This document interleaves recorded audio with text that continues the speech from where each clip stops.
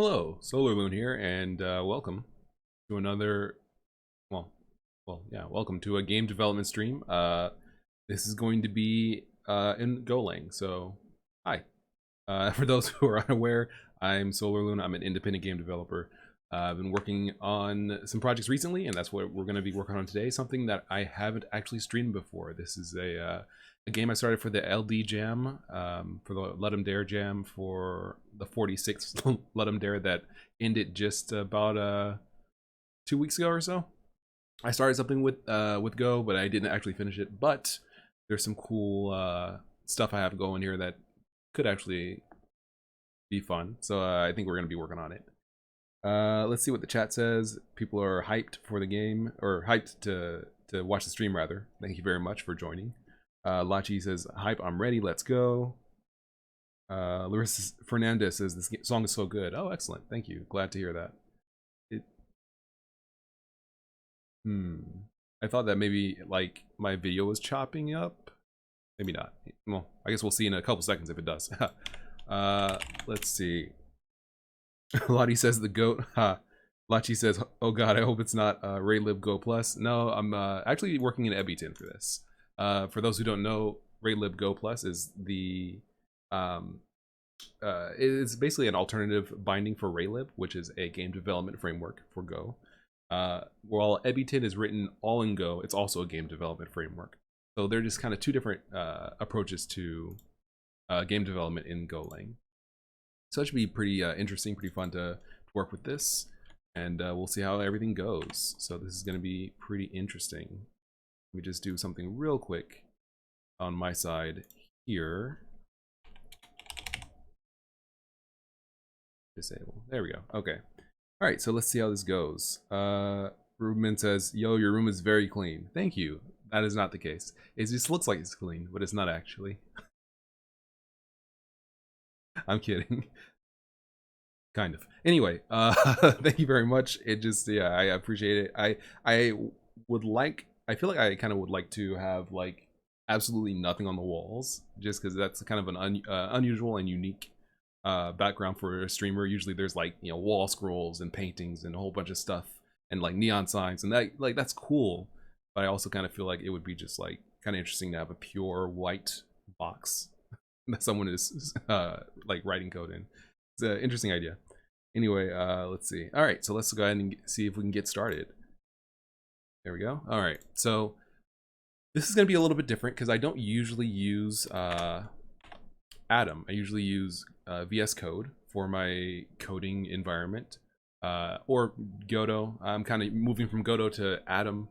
So anyway, I'm trying Atom out because it's kind of an alternative. Well, not really an alternative. It's kind of was like the original open source text editor, code editor program before VS Code came in and like really got really popular.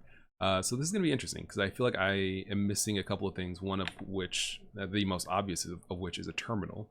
I don't have a terminal here, so I'll probably have to install one real quick. Let's see if we can do that without too much issue. Go with this one. See if that works.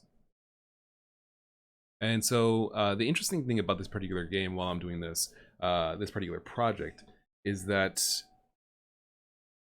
it's kind of my first foray into component-based game design. So it's a little bit different. It's a little bit unusual. Yes, control tilde, perfect, excellent.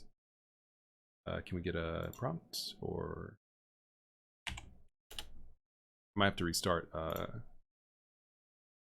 Might have to restart Atom. Let me try that real quick. But it's my first foray into component-based game design, and so it's a little bit unusual, but it also seems to be working okay. So I'd like to see if I can kind of get it working. It's interesting that this isn't doing anything, but maybe it just takes a little bit to start up, so we'll leave it there for a little bit. All right, so oh, that's true. Tony says, let's get some music going on in here. that's true, I don't have any music. Okay, let's see if we can do something about that. Let's see what we got here. And also there's other comments in the chat here. Let me read them real quick. Kinji says, hi Solar. Hello. Hello Kinji, how are you feeling today? Thank you very much for joining the stream. Lachi says, my Go doesn't work on VS Code. I have to use Atom. Really? That's interesting. This still isn't loading either. It's strange. I might have to get a different plugin. But it's interesting that your Go doesn't work on VS Code. Maybe it's just a matter of not setting the path to your Go directory properly. Maybe it's something that simple. Or maybe rather the plugin doesn't detect your Go path properly. It could be something like that, because I never really had too many problems with Go running in VS Code, but maybe there's something else going on there. Let me get some music before I continue. I don't want to forget. Let's see here. Let's go with the classic. Wait.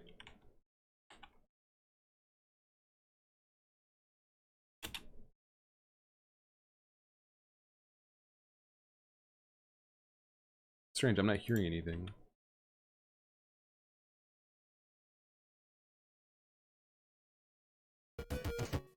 Okay, so the audio is coming through. Oh, is this disconnected? Let's see. It's disconnected. Okay, I was like, what's going on? All right, let me connect my audio here real quick. So yeah, this is a interesting overall thing with this particular. There we go. This particular project should be interesting. There we go. Okay, now it's coming through. All right. Okay, that's a classic.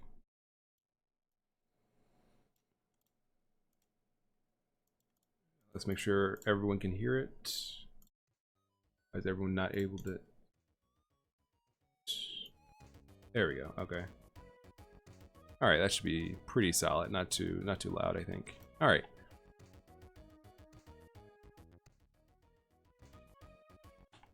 Let's see exactly what volume I want this to be at.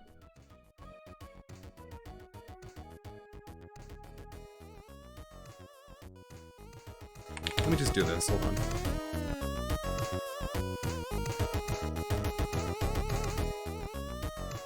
All right, I think we're probably pretty good there.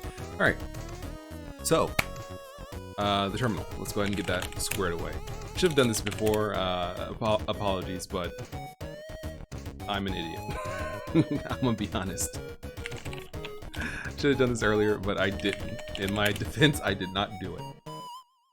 Let's just start with, I don't really know. It's just whatever works. I don't really mind too much. Maybe we'll do this one actually. If this doesn't, because I see it. I recall something about Terminal Plus not working with Atom, but I'm not sure. Lottie says, my ears, this beat thumping. Perfect. Okay, why does this open a full screen thing? We don't want a full screen. Yeah, full screen is, yeah, that's not, we don't want that. Let's not do that. So anyway, I'll go over, regardless of whether we get a terminal working or not, I can just make a terminal on the side or something. So we'll go into this a little bit while we're working. This is using the latest, no, not the latest, but a recent version of Ebitin that has a little bit of a different approach to things, where basically you have to provide a game that has like a update function and a layout function, so it's a little bit different, but fundamentally this is where the game kind of starts. It's the main .go file, and so it creates a new game and then calls run game on the game it created, so it's running this structure essentially. Kenji says, I don't hear anything, just good music. Well, you should hear my voice as well. Maybe the music's a little bit too loud. Let me bump it down a little bit. Yeah, that's a little better, I think. Okay, so I'm gonna go into not so much how everything works, but rather, yeah, I don't know why this isn't, it might be because, yeah, I'm wondering if it's because I don't have, I'm wondering if it's because I don't have like a tool that it's expecting, because it's not actually loading up a terminal. So I'm thinking it might be just like I don't have the thing installed that it's expecting to run. I guess we'll see in a couple seconds once I try one more, because I don't know what else to do. I mean, well, obviously I can just create another another terminal outside of the program, but we'll see. Anyway, the way that this works is essentially, if we can pull up, where's it at? Okay, we have a terminal down here. Wait, what? What is this? I think I might have multiple terminals installed? No? Alright, whatever. I don't want to take too much time on this. So what we're going to do, I'm just going to do this. Just give me a terminal. Because we're going to need one. Or actually, do I already...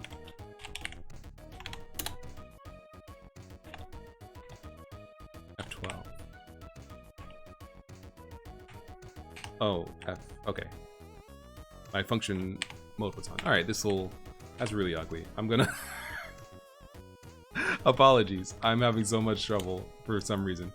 It doesn't matter. We're just gonna... let's keep this as simple as possible. We're just gonna keep this terminal off to the side on the corner. As we run our game. That feels so weird. But... oh, wait. Yeah, that feels so weird, but I can't really think of another way to do this without like taking more time. I don't want to spend time on this. Let's just get going. So basically,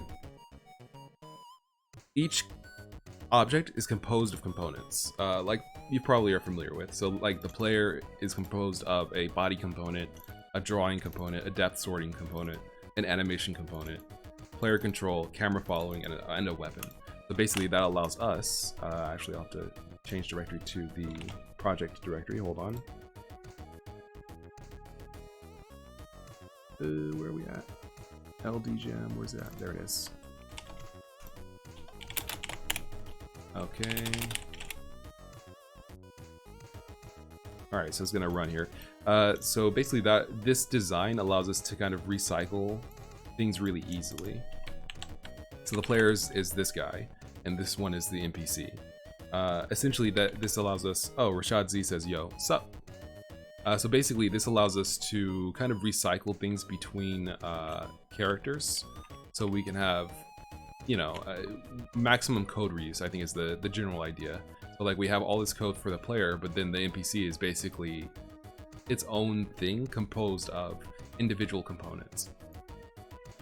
And so that allows us to move around and control the player, but the NPC is very similar in terms of his core design, while being basically the same code. Like, we really don't do that much to separate him, which is good because, like, ordinarily you would have the player be like a object and the NPC that follows you in this example being an entirely different object in a standard object-oriented programming paradigm. But with this design, we basically reuse everything except the AI control, more or less. Like, everything else is basically the same between the two. And if we were to create another NPC that, let's say, is an enemy, we could just like do all of this, but change the sprite and his weapon. I mean, like, basically just change a couple of things and then we have an enemy. Change some more things, we have a different enemy. That kind of stuff should be the core idea of the design. Lachi says, basically Unity's paradigm. I think so. I'm not sure. I don't use Unity, but that it sounds, I believe so. I know that they use components, so it's kind of similar. Sweetku says, are you using Ebitin or Pixel? Ebitin. H. Hussein Tihangir. I'm sorry if I'm not reading your name correctly. I know I am not, because that sounds horrible. My pronunciation of it is horrible, so I'm sure I'm not reading it correctly. Which distro? Solus. The Solus operating system.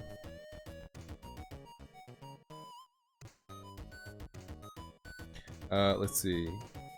Lupici says, I find Godot very well built for entity component design pattern. Having a lot of fun with Godot lately. Yeah, that's true. Yeah, I know that Godot does have some good support for basically running. Let me see how to phrase this. It does do well with like component-based approaches because you can add nodes to things and then kind of like transform your, you know, objects or your nodes essentially using those components. So it is pretty solid for that kind of a paradigm and that kind of a design. It's kind of interesting that they don't really push that in the documentation because it is kind of like well made, I think, well suited for that purpose. But this is what we have so far. So we have basically a player that can move around and run around, a character that follows you. He says some stuff sometimes. And basically he's your brother and you're following him, or you're leading him out of like this tower. That's the general idea, going from floor to floor.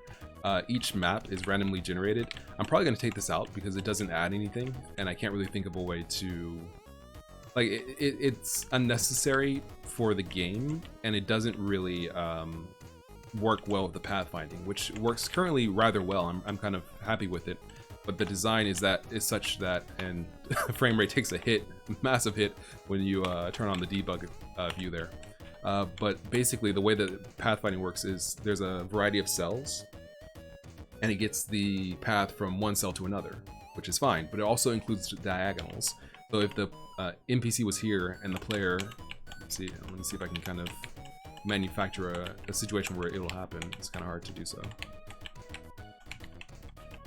Yeah, I don't think I'll be able to do it really. Maybe. It's tight. The window's tight, but I feel like I might be able to get it to happen. There we go. So basically, he's trying to move diagonally, which is impossible, as you can see. And so that's bad. So in truth, a random design really doesn't help anything, and in a true hand-drawn level, you would never really have a wall like this, like a wall right next to a pillar, or a pillar right next, you just would never really have that kind of a combination. It's not that big of a deal to fit for me to like leave it in as a bug, and just design levels that don't have this particular orientation of pillars or walls. So it's like I don't really need to have random generated levels, so I'm probably gonna like make a tiled renderer that basically or make a import tiled maps, so that I don't have to work with all this stuff. I don't have to make things more complex than they need to be. Let's see.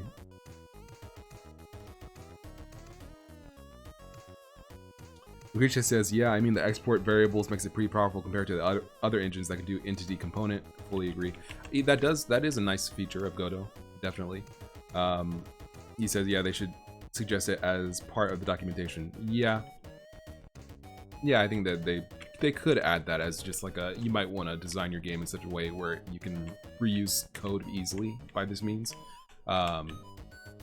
It's fun to use component design, but it takes a lot more, I feel like, forward effort. Like if you're making a Let 'em Dare game, I feel like it's harder to use component design unless you're more familiar with it than object-oriented programming. Like I feel like it takes more time to kind of like properly, well, I can't say that because I've only used OOP until this game basically. Like I never really did component-based design, so it's naturally going to take longer for me to get into it than object-oriented programming. So I can't even like really compare them as a professional or as an expert or even as someone who's just intermediate with the paradigms and approaches. So Muyato Game says hi. Hello, thanks for stopping by.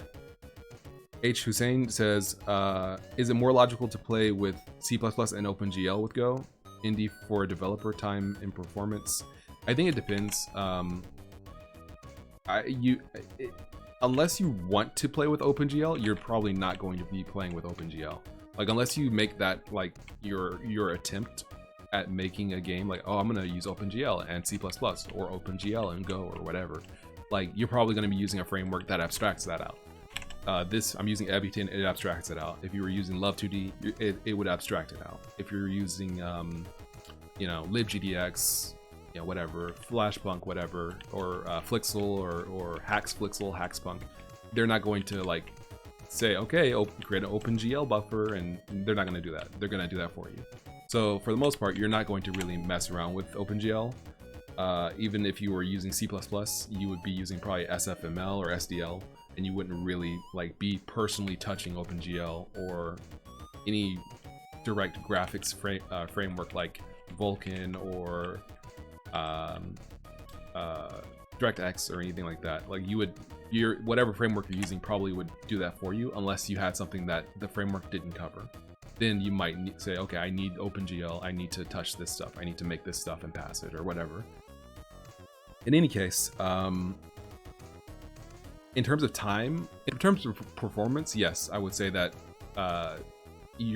Go or C++ or whatever is going to have better performance than Godot, especially GDScript. GDScript, well, I can't say it's going to have better performance than Godot, like unilaterally. I feel like it should, but Godot was made in C++, so if it's optimized, if it's very well optimized, you might not see any drop in performance, assuming you're running just a normal 60 FPS game. If you were like comparing apples to apples, you probably would see a difference, but it's probably not going to be that big of a deal. If you were now comparing GDScript with like Go or GDScript with C++, you're going to see a massive difference. GDScript is very slow as a scripting language. And that's kind of interesting because, or just as a segue, something that I found interesting was a project on GitHub that turns Go into a scripting language where you can like interpret it, which is insane to me, because that basically means that for a game like this, where let's say I have a situation where I need an NPC to say a specific set of lines, or like a basic, not animation, but a basic event sequence where it's like, oh, they need to say this, they need to do that, they need to move here. I could like create just like load the Go file in as a script and then execute that. That way I would be able to have better iterability or iteration time. I would have the ability to like, I'm not sure exactly what fidelity I would have, but it might give me the ability to pause execution between lines of code. That would be ideal. I'm not sure if that's the case, but anyway, it's very interesting. So I'm kind of hyped about that, and I might not be using that in this game, but I might use it in another one. And the a cool thing about that idea is that like once you're done making the game, you can, if I'm correct on this, you could just slide it over from being interpreted to being compiled, which is like, that's even better, because that means that what is, you know, slow can suddenly become fast once you're like, okay, I'm going to commit this. Like, you know, this is what they're going to say, this is how it's going to happen, this is the code they're going to read. We don't need it to be scripted anymore. We don't need it to be interpreted. We can just load it right in, bake it as a compiled file, and then you're done. Like that, you just get a speed increase. That's kind of insane. Like, I can't think of a language that is compiled but has the ability to script, to be a scripting language, and like vice versa. So that project is very interesting to me, and I'm interested in using it for Go games. I'll see if I can find it. I think it's this one. Yeah, I put it in chat. But yeah, it's called Yaegi. I said it as poorly as possible, but it's Yaegi, Yaegi. So the idea is that basically it's an interpreter for Go. So that's, I'll have to check it out a little bit more and test it, because it seems like it's very promising in terms of a core idea. Like, you have a language that is interpreted when it's convenient for you, and then you could just be like, well, it's Go, so I can just like compile it when I don't need it to be interpreted. Like, that's insane. But it's like, it's the same language that you're using now. It's not like you have to balance like, oh, it's Go or C++ and Lua or like Python, and you're like, you know, you got two different languages. It's just one language. And it's like, of course, this is a genius idea. Anyway, so we'll see how that goes. Hussein says, thanks for the answers. I'm using C++ with SDL to learn CG. Okay, so that's, yeah. Okay, so then yeah, you're gonna, it could definitely work. You could definitely have some fun with that, and hopefully it won't be too difficult for you. OpenGL wasn't too bad when I was working with it directly. It just kind of requires some knowledge. Lucretia says, for entity component, it's hard to know at the beginning what components you need, so you need to consistently look back and refactor. Yeah, not the best for an LD jam. Yeah, that's tough. It is tough. I think it's probably more like you save time in the long term, but you are losing time in the short term to like properly factor things. But in a let 'em dare jam where maybe you only have 4 or 5 objects, it's just like, it's not really necessary. So anyway, this is working out pretty well, and I'm also using Resolve, which is my own collision detection and resolution system for collisions and stuff. Oh, I'm sorry, and in answer to Lucretius's question, I am pathfinding for the NPC. It is actually pathfinding, but it's just for diagonal. It tries to go through diagonals. So it's like, it would try to go from here to here if it had to go in this area. It would try to cut that line. But I mean, that's such an unnatural and unusual situation. I can't really imagine. Like, I just can't really imagine a situation where like this would happen in a human created level. So it's just like, it's not really worth worrying about. I'm just gonna probably replace this with a tiled map, which I'm going to do on stream. That's what I'm probably gonna end up doing.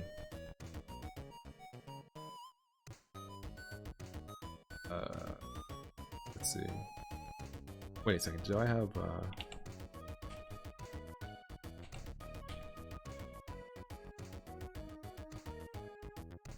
some of this isn't.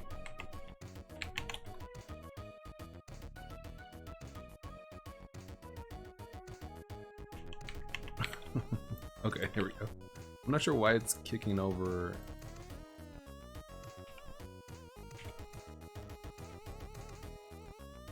Why is this? Okay, that's better.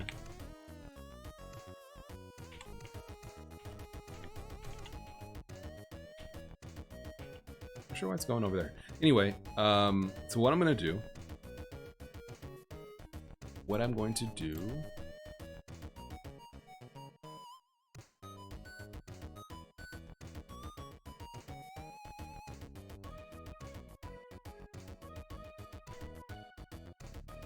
that's what I'm looking for. Okay, there we go.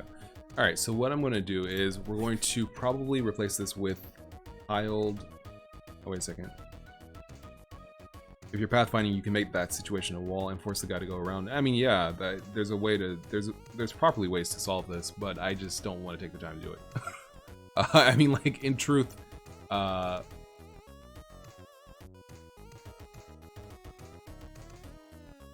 yeah, that actually would be the proper way to solve it.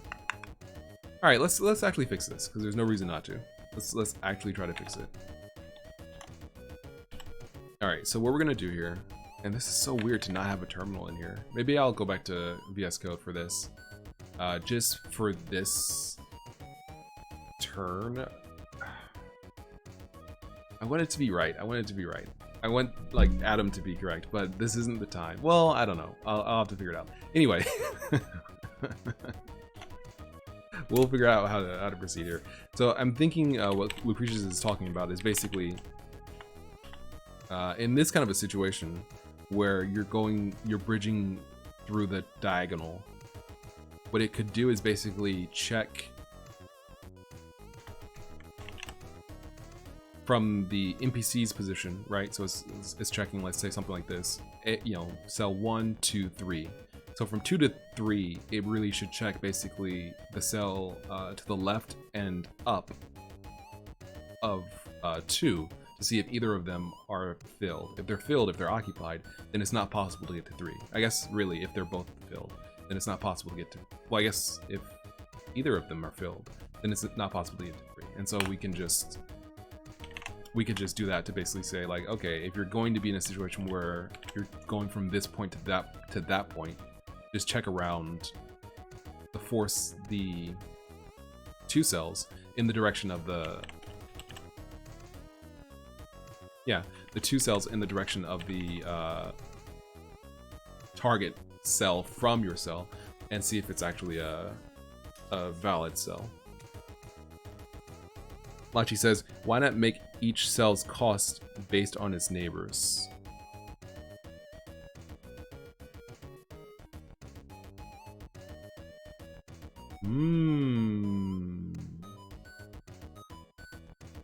That's a good idea. So basically you're saying it should, by making the cost based on the neighbors, it's basically propagating the cost from filled cells outward, or any cell outward. But really, let's say a filled cell has a cost of 100, a non-filled cell has a cost of 1.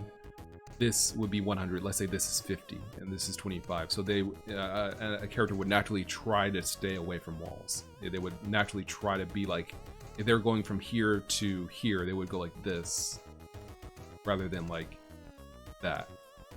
That is pretty good.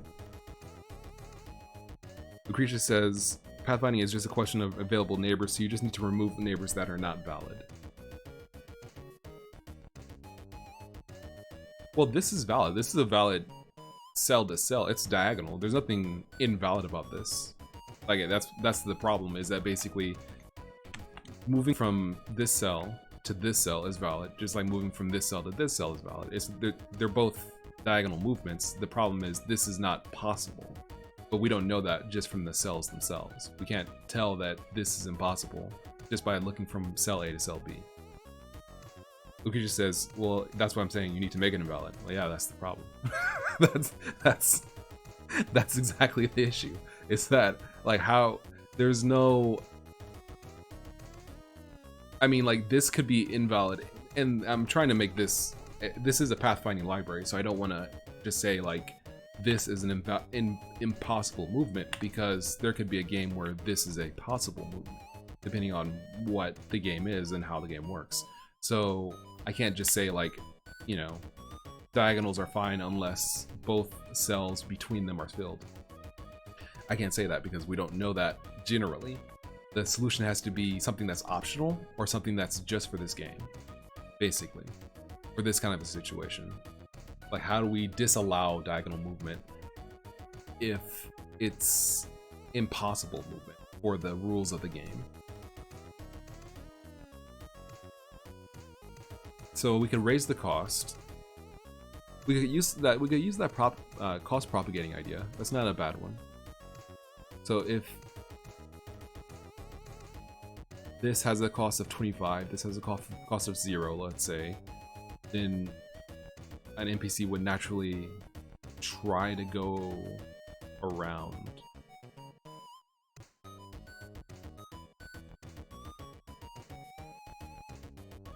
Lucretia says, if you have a loop to get the available adjacent nodes, when you're looping over them, just skip over the diagonals if they fall into that situation. Again, we can't do that, or we can't do that in a general way. Like, okay, let's see if we can make it an optional thing. I need a terminal. I can't. Like, I'm bugging. I'm like actually going insane because I need a terminal of some description. Maybe I'll use the tab. Yeah, maybe I'll use the tab terminal add-on.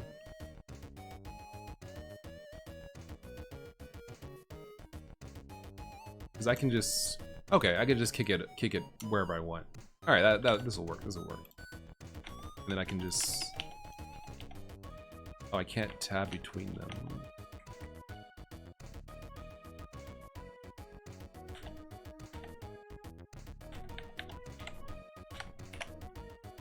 What am I doing? Hold on. Okay, Shift Command T. So it's that. That is highly uncomfortable. Okay, so this is the terminal. We can.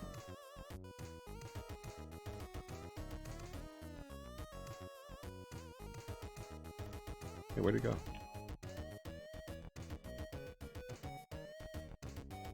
Oh, okay, so it goes down there. Okay, this is, we'll work with this. This is doable. Yeah, this is fine because we can just go run and then it'll pop up. Okay, this will work.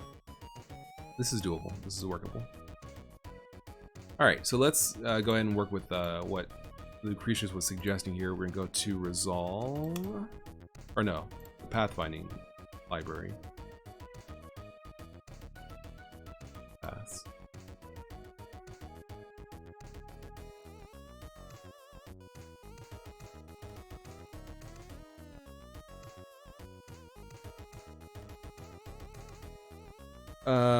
Hussein says, is it not necessary to combine unnecessary colliders in areas where mini cells are adjacent? No, because the way that this collision system works, it's already in a grid, so there's no need to combine them because collision is just basically checking a point in the grid.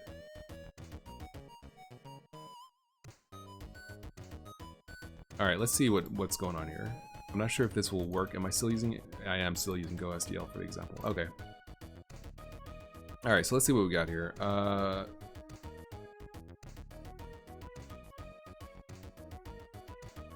Okay, so here's how the pathfinding works. So we're looping through. We have open nodes. We're picking up basically the first node out of the list. We construct it going from the start forward. We compare them by cost. Diagonals cost a little bit more. Then we sort by distance. So let's see.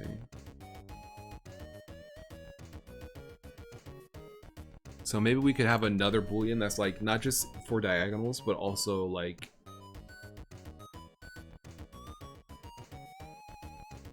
build diagonals.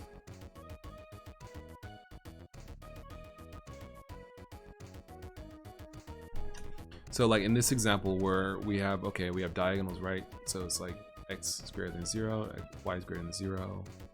Walkable has been added, we add it. We also want to add it only if the diagonals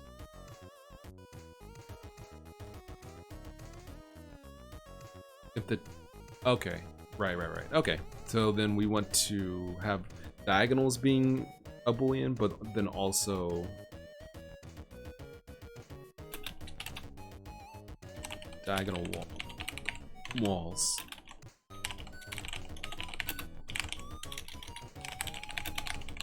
To allow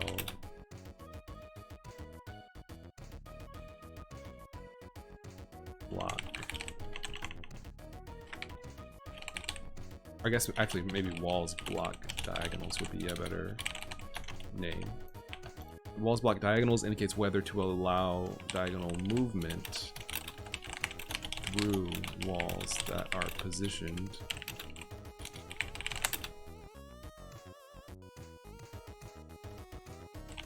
diagonally, I guess.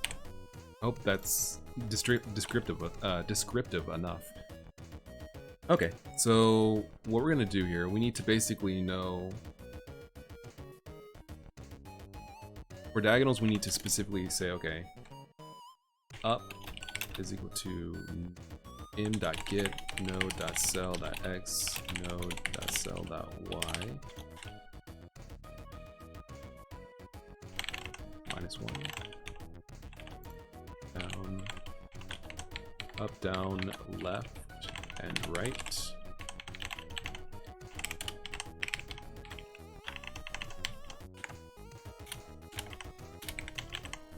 Okay, there we go. Up, down, left, and right. Let's see. Hussein says, why not VS Code versus Atom? Reasons? No particular reason. Atom is the original open source text editor. I mean, there's no particular reason to use Atom over VS Code or one of the over the other unless the functionality is missing, which it's not really in this case. Oh, my terminal's down here. Okay, I was wondering like, where'd my terminal go? All right, let's see. I don't actually need to do anything here because we're, yeah, okay. So basically,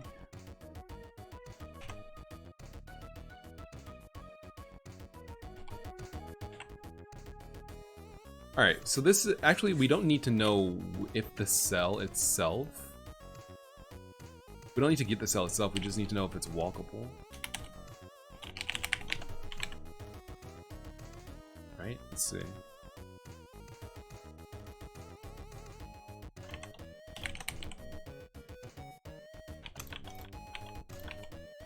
So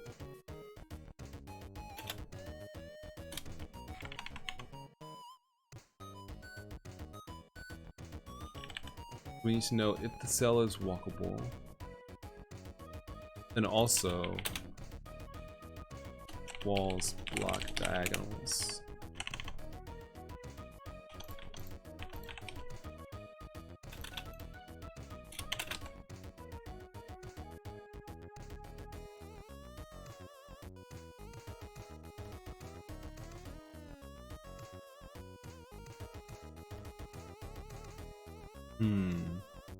Well, if walls block diagonals, and we just want it to be true. Let's see.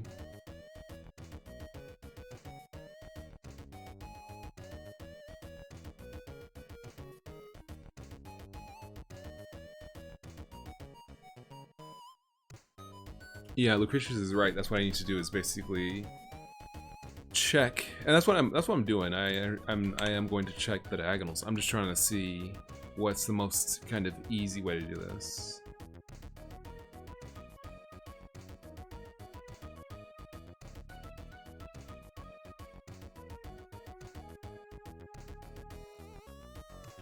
Because basically, if either it's not walls don't block diagonals, or walls do block diagonals, and the two cells are walkable, essentially.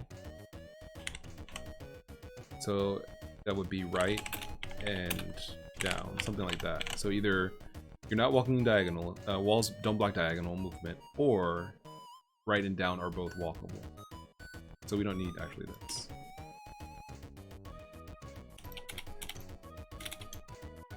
I guess if I wanted to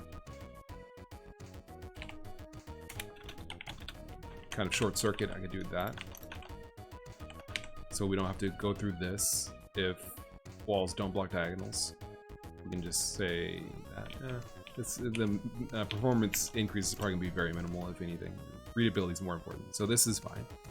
So if walls don't block diagonals or right and down are both walkable, then we're good. Okay.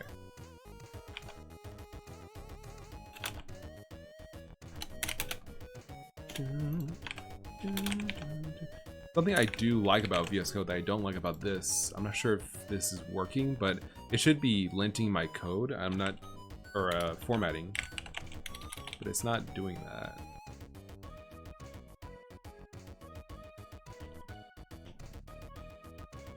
Right? Like this should be, or do I just have to make it so it, yeah, it's not formatting my code. Yeah. Weird. I'm not sure why it's not, though.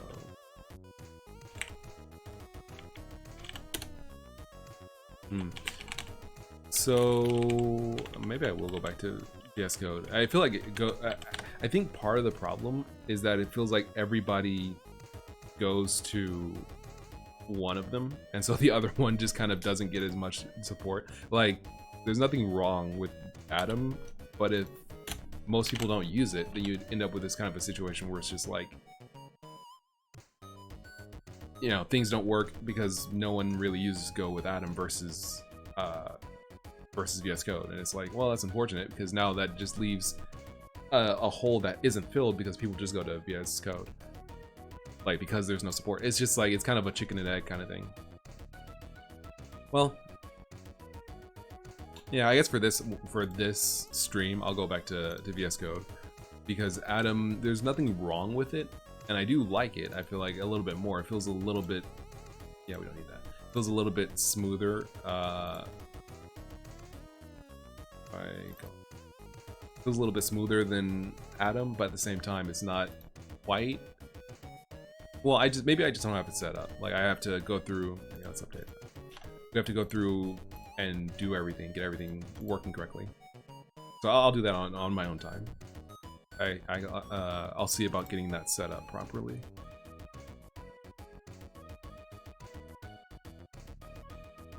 Okay.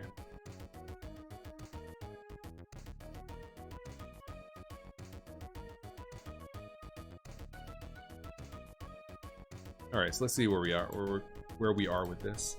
I actually don't need to have this entire other thing. We can just put this in here, actually. Okay. So we were working with, there we go. That's what I'm looking for. We're working with this here. Here we go. So this is right and down. This is left and down.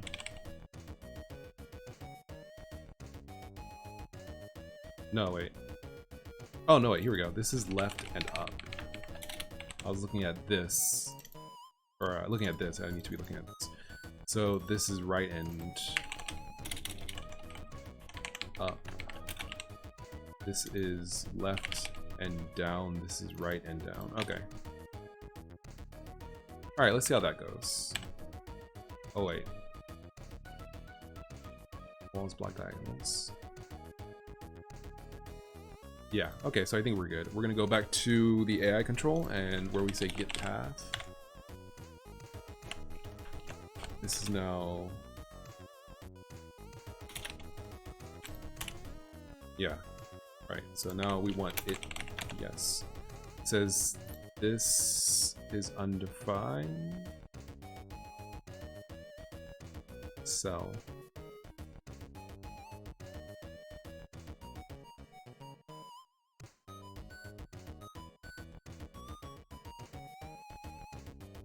Oh, it's the cell. What am I? Yeah, of course. There we go. Do I get this again? Oh, I see. Okay. Diagonals. Walls, block diagonals, field.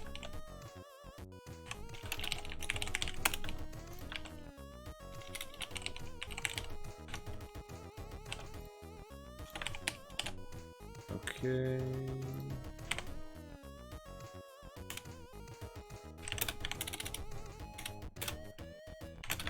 All right, that should do it. Let's see.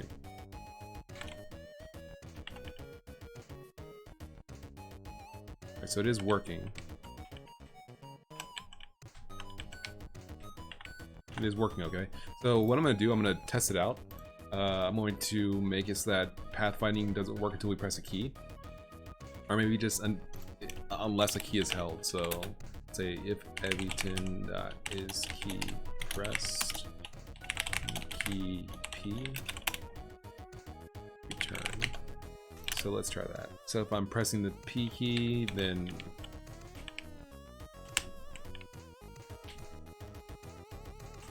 okay, yeah. So he's not gonna pathfind unless I let go of the P key. Okay.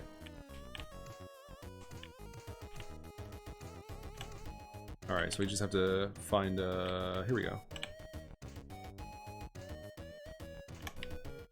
Wait.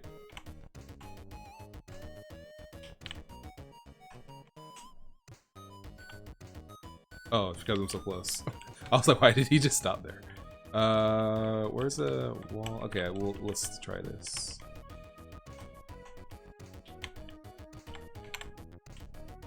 Yeah, okay, there we go.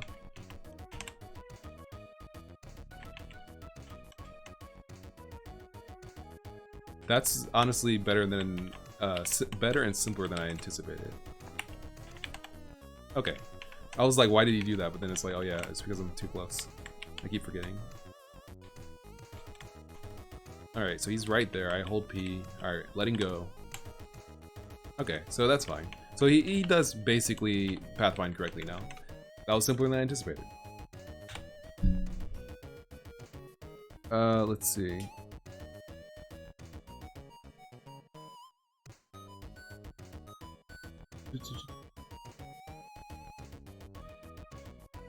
Lachi says, oh, go debug, go plus, go signature, status bar, go language, go. Thank you very much for that information. I'll write it down somewhere.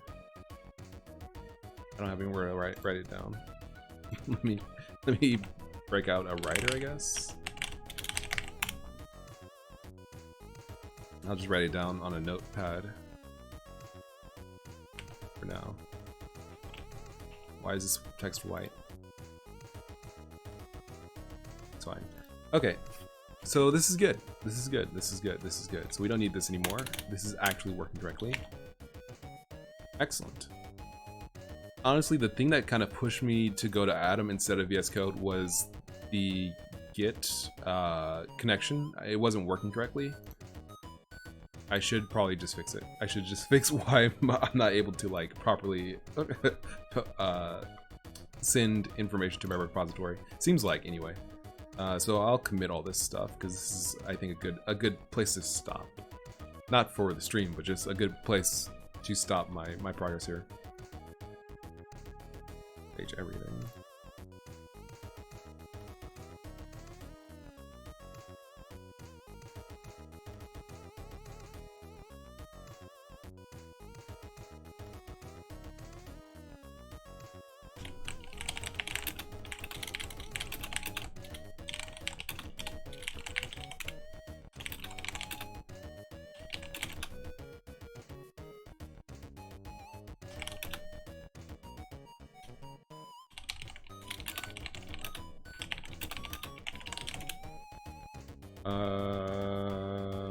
Let's see.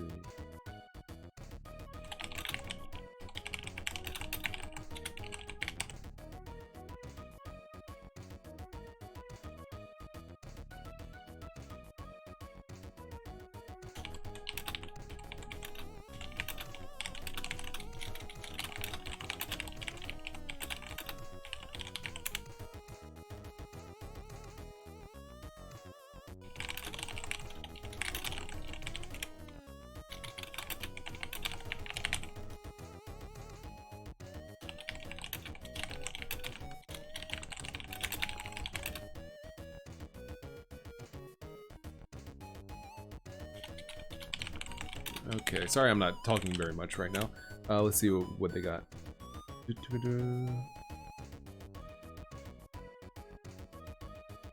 Hussein says, I'm trying Solus now on VirtualBox. That might work pretty good. That might work actually pretty good. Like Linux in general works best when you're... Linux in general works best when it installs natively on like a USB drive or your hard drive or whatever. VirtualBox is not going to be as good as the real thing, but Solus is very solid, so you might have a pretty good experience with it.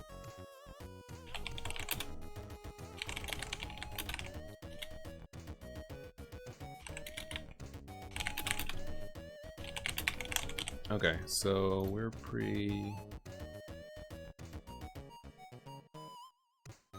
going pretty well.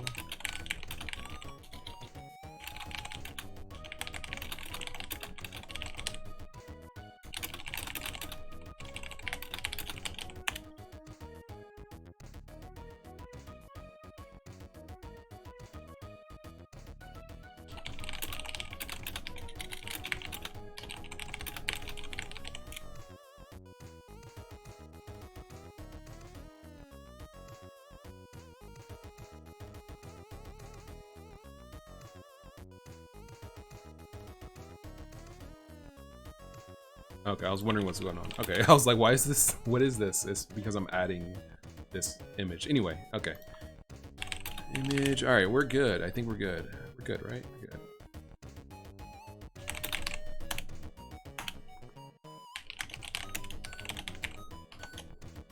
Well, I'll do that later. I don't want people to know how long my password is. Anyway, good. So this is actually working. So we're making some progress here.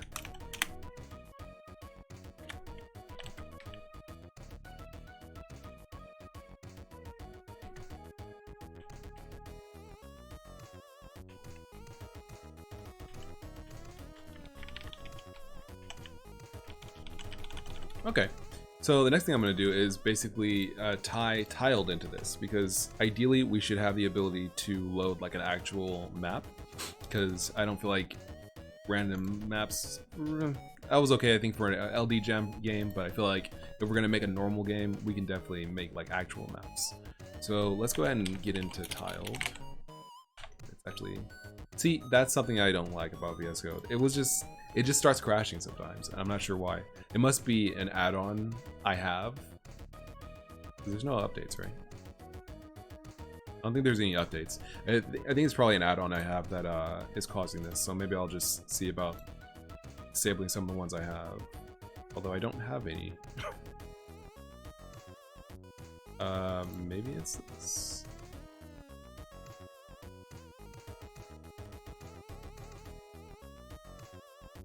I don't really want to disable the others. Disable any of the others. Victor says, I'm using Arch Linux, I'm having a great time. I love that rolling release model. Yeah, I prefer rolling release versus stables as well. Wait a second. Yeah, I prefer rolling release personally. And so that's why I like Solus as well, is that it's rolling release, so you don't really have too much. Let's go with this one. You don't really have too many situations where like something breaks.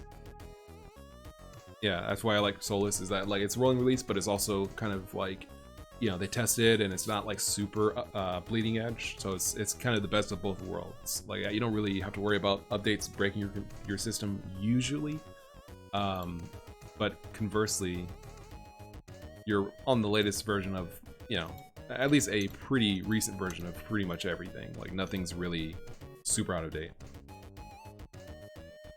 All right, we're good. We're good. That's in fast. Okay, so we should be good. Let's go ahead and try this. We're going to now work with tiled. Now I did something. I started something with tiled. I think it was this.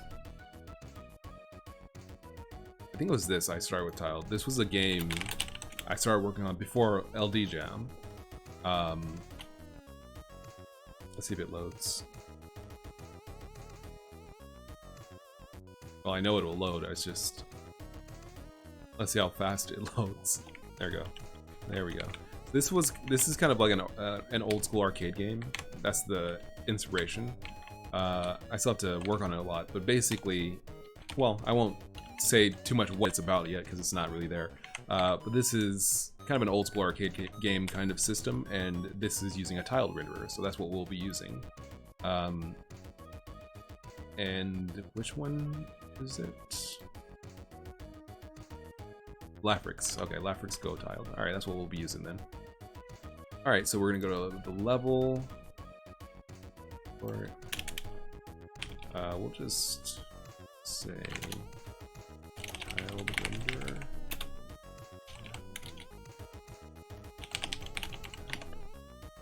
Let's see. Or is it, I don't remember, what is it? Render? Is it just render? Or tile.map? Okay. There we go. Alright, so this is going to be the map actually. And then we have the renderer, which is the tile dot.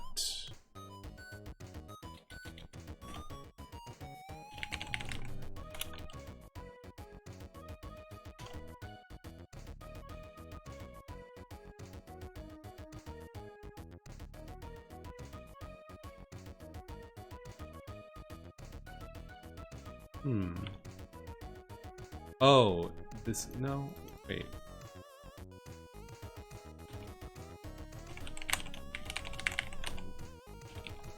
How did I import? Wait a second. Yeah, I'm wondering how did I import this in my example here? Renderer, it's a pointer to the renderer. Where is the...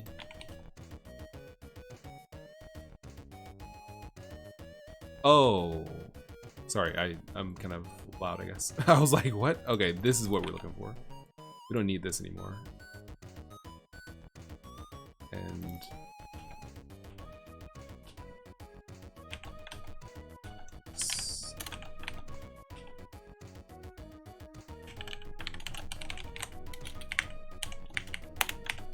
there we go, that's what I'm looking for. And then this is...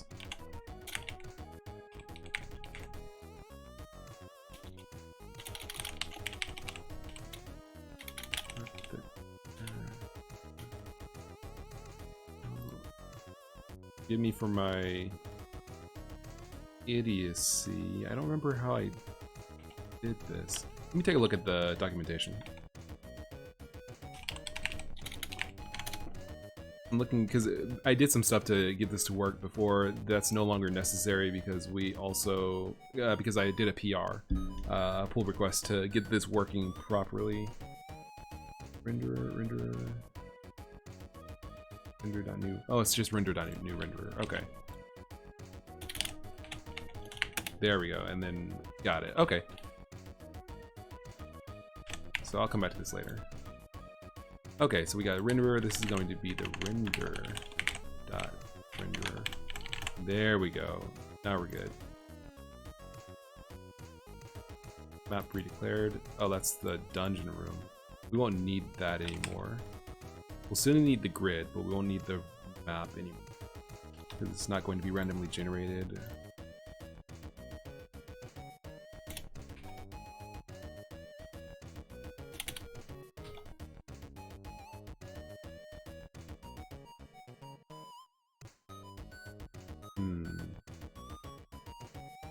This is going to be interesting because we have to change some things around to get this to work properly.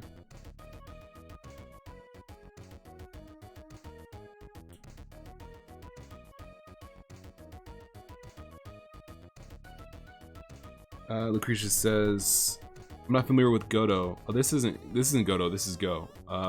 He says it looks like you can import libraries from their Git repository. You mean like directly? Yeah. So that's kind of a, well, that's a really cool thing of Go, is that you can just type in like a GitHub repository and just start using it, and Go will download the data from the GitHub repository. And if you have a package, if you define a package in your project like this, it'll basically show you the version number you're working with.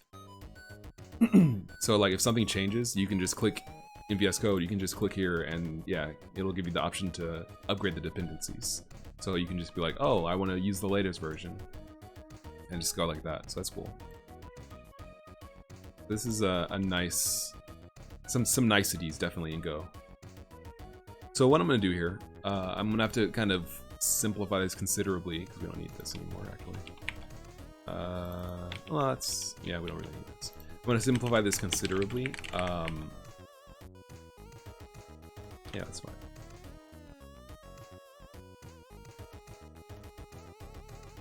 Because basically the level structure is changing. It's no longer randomly generated, so we need to change basically everything. Well, not everything, but just how things work.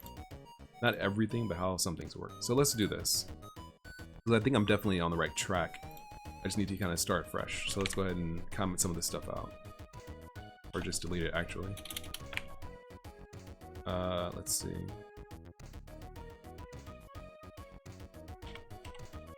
Oops.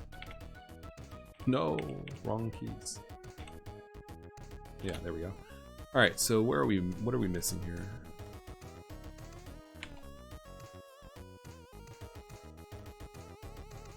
Okay, so we don't have the pathfinding grid anymore. We don't want to create the NPC anymore. We don't want to see the library. Let's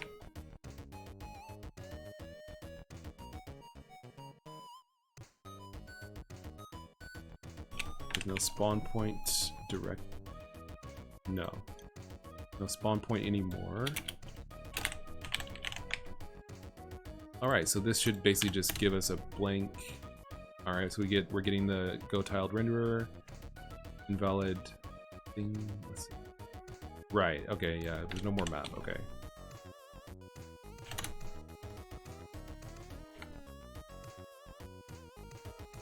Is disposed. Draw. Oh yeah, we don't have a map G anymore. And no FT.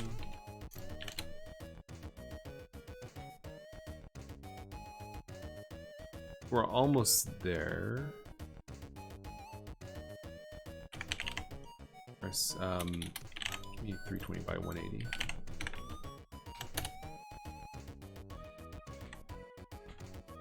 All right, so we are finally starting from scratch in a sense. We're not crashing horribly, which is a good start. Let's see. Hussein says, I really want it to be object-oriented programming in Go, although there's justifiable reasons for the absence. You can do object-oriented programming in Go. You can basically do it, but the design is more conducive toward like composition, which honestly, I went this route of composition where basically each component is like an actual thing, when really I could have made it where each component's behavior is a function, and then objects just have those functions to do those things. So instead of like strictly having a component that does camera following or does animation, we just have like a function called animation, and that fulfills the animation interface. So we know if it's an animation interface, we know if the object is an animatable object if it has an animation function, essentially. However, that does not allow us to like add and destroy components at will, which I don't know if we will want to do that, if that will be useful in the process of making this game. So for now, this is good, but like Go kind of already has a method of like composing things from other things, and having an object that can fulfill multiple contracts at a time, that can fulfill multiple goals at a time. So it kind of is object oriented already, and it kind of also has other functionality. So we're good. This is working. So what we're gonna do now is actually get this to work. So let's go ahead and pull up tiled, which I was going to do. And we're gonna start a new map. That should be good. Wait, actually. Now we're good. 20 by what, like 11? 12? Sorry, I missed somebody's question. Rube Man says, would you say you're very into old school games and 8-bit aesthetics? I say I'm more into like, not retro games, but like simple, graphically simple games, and like, I guess you could say I'm into retro or 8-bit games, but I feel like most people think of 8-bit as like a catch-all term. Most people just think of 8-bit as like retro, like 2D, when really 8-bit is like Nintendo.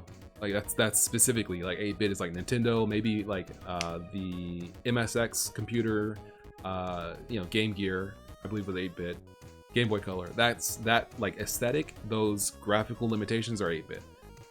Usually, at least I think of those things as 8-bit. When most people think of that, they think of just 2D. So I'm like, I like 2D in general. I like good graphics in general. I like clean sprites in general. It doesn't have to be 8-bit. Like this game I'm making, the resolution is way too high to be 8-bit. There's too many colors on screen to be 8-bit. But it's not like it's kind of sparse, it's kind of clean.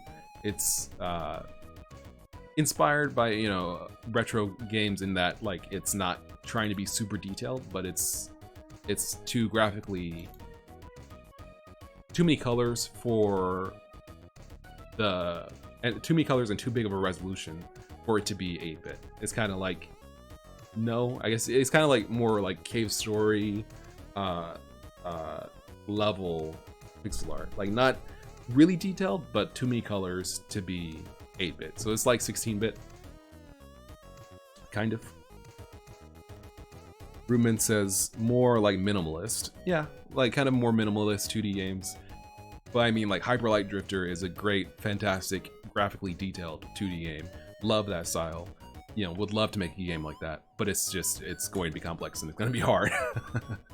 But yeah, so it's like I like lots of styles of art. I like lots of styles of pixel art and 2D games. It's not just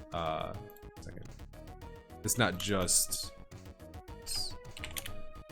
one type of game or one type of art I'm into.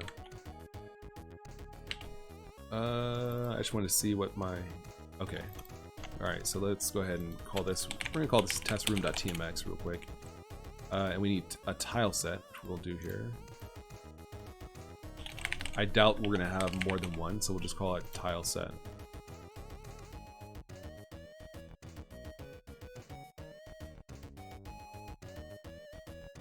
That's fine.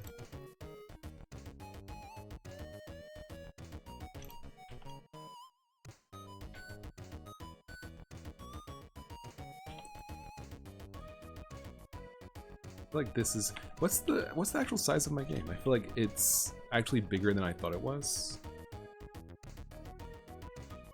640 by 360. I thought it was, for some reason, well, not for some reason, I thought it was just bigger than it.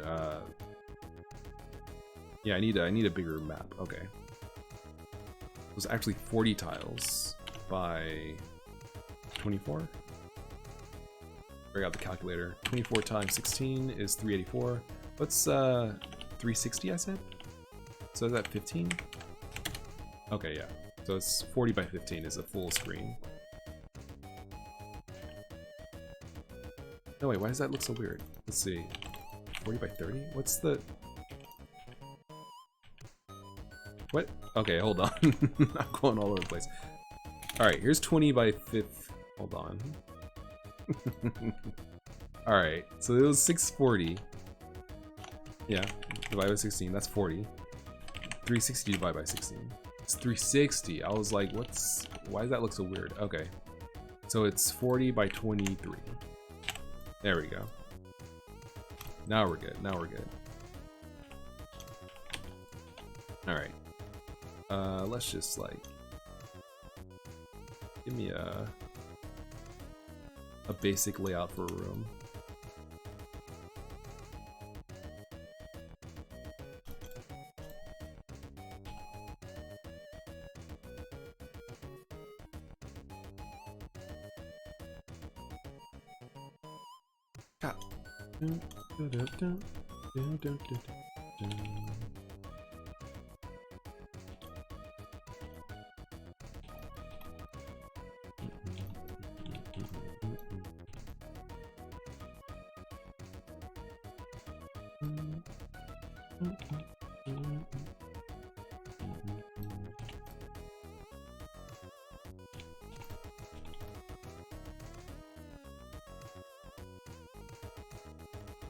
Oh, I have no corners?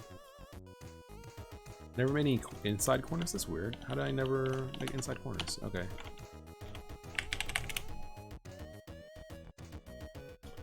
Lucretia says, I think we need to get into different programming paradigms. Wait, hold up. Ruben says, thanks, that's cool, thanks for the answer. Yeah, Hyperlight was the game of the year when it came out. Yeah, I still have to finish it. I got like 20-30 minutes in. Like it looks great, feels great, but I just never really got too far into it. Hollow Knight? Yeah, Hollow Knight is another one I need to finish. Like there's great games coming out and I just never get into them. I just kind of fall off. I'm like, oh, that's cool.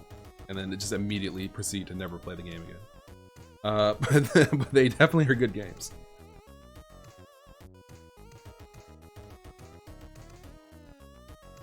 Lachi says he got like 80% through Hollow Knight or Hyperlight, and then Steam deleted his save. That's unfortunate. I'm sorry.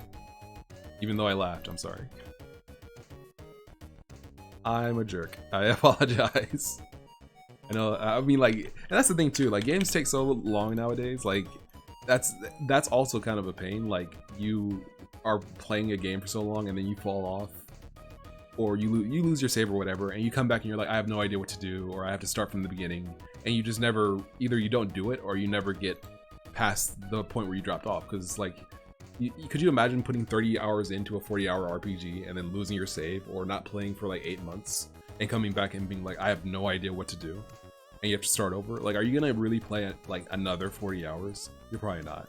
Like, even if you do like get some distance in, you're just gonna stop playing again. It's so hard to keep up your motivation. I think that what RPGs or just long form games need to do more of is just like having super compartmentalized like chunks of gameplay, so it's not so hard to come back to, and it's also easier to pick up after a long time. Or even a game where like, if it's a big like JRPG, like world-spanning JRPG, give me, instead of like one character that you play for 40 hours, give me like 20 characters that each play for 1 hour. Like, I'll just take the loss of the 20 hours. Like, let's take a 40-hour RPG, throw it out the window. Let's just make a 20-hour RPG where you play 10 characters for 2 hours each. And then if you like say, oh, I forgot what I'm doing, you can start over. Like, it's not a big deal. You can just start over with, you know, this dude's campaign where he's doing this thing that's super like interesting. And you could say like, you can't tell a compelling story in an hour or two. You definitely can. You most definitely can. And the advantages of that would be pretty high, I feel like, compared to other games, because the restriction of time would make it so that your stories are much more compelling, much more concise. You don't have things that drag on or drag out.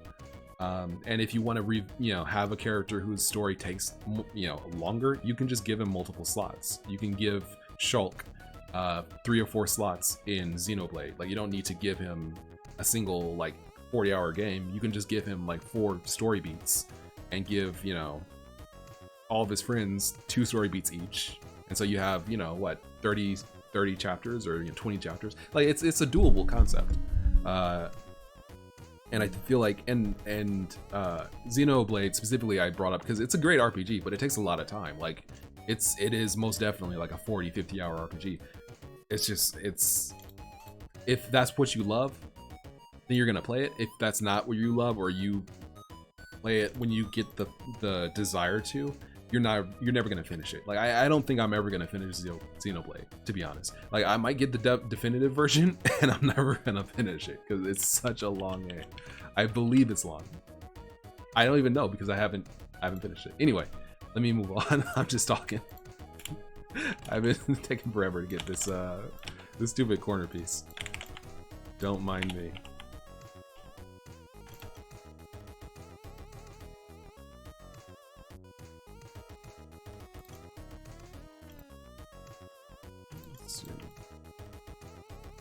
Yeah, that's fine.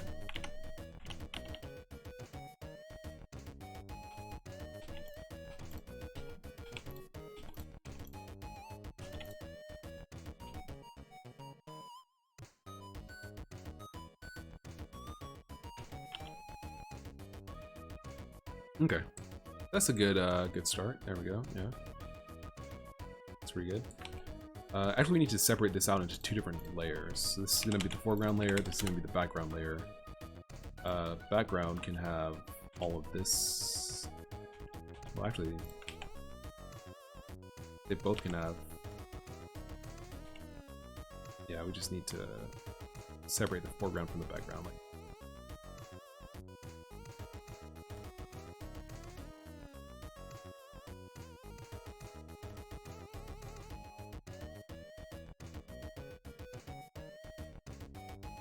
there we go. Cool.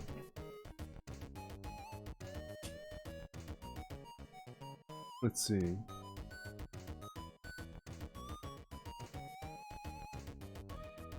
I'm sorry.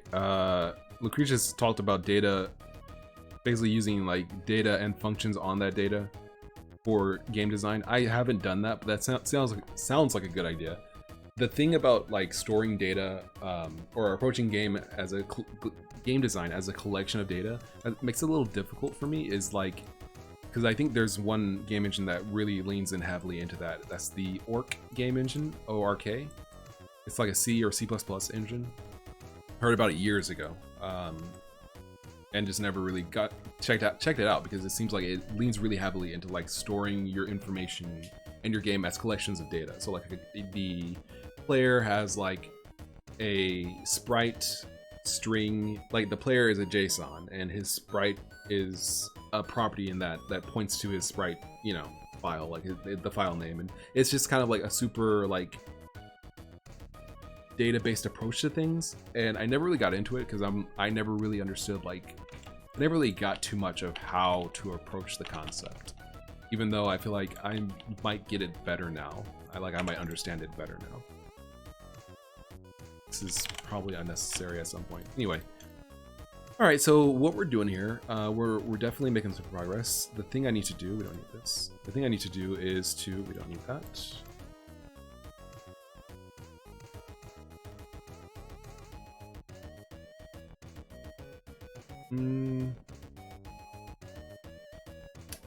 We might need this. Wait, I don't think we need this, do we?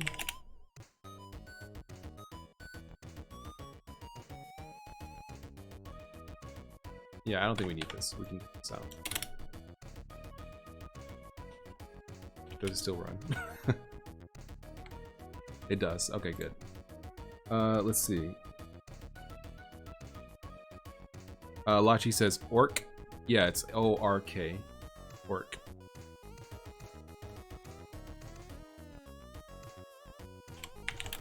Or I'm sorry, Orcs. O-R-X. Orcs game engine. I forgot. It's this one.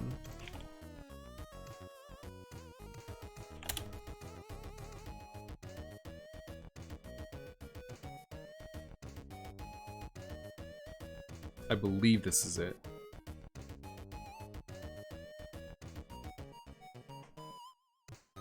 Oh, someone submitted a LD Jam game with it. That's cool. So, yeah, orcs. There we go.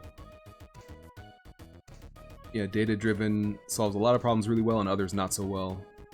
It's good for a lot of problems, but like anything, it's not a solution for everything. Yeah, that's true. Alter Ego, I'm sorry. What are you working on now? I like that game you were working on where it was stormy and raining. It's very atmospheric. Thank you. I'm working on a different game in the Go language. It is an overhead shooter? Not really shooter, but like an overhead dungeon crawling game. I have more done. I have more done. Don't lambast me just yet. I just have to. I'm in the middle of like transferring from one method of level generation to another. So everything's like in a state of flux. So if you just join the stream, I have more. Just wait a little bit. Hold on. Just give me a second. All right. So what we're gonna do here? We're gonna load the map. We should be able to do something like this. Oh, we cannot do it like that actually. We'll do it like this. Level.map equals load file. There we go. Don't really need an error. I'll just ignore the error. As long as it works. I don't imagine. Yeah, I think it'd be fine. Let's just let's continue. Get path. We want to get a path like this. There we go. We're gonna need a renderer. So level.renderer equals. Oops, new renderer. Why doesn't it? There we go. Level.map. We don't need the error again. Okay, so with this, we can render specific layers. So we'll probably... Yeah, we want to have them separated so you can walk like under layers. Banjo Media says, "Yo, Solar, first hello. Nice to see you alive. Are you sure about that? And I hope you're safe in quarantine." Yes, I am safe. So far. 2, how big is Renoise? Have you enjoyed it? Also, how did you learn it so fast? Oh, delete big. I was... Oh, how is Renoise? Okay. Renoise is good. I really enjoy it. I think it's a lot of fun. It's decidedly different. I'm kind of surprised. Oh, I'm sorry. Tony asked if we could change the music. I completely forgot about that. I'm kind of surprised at the... Let's go with this one.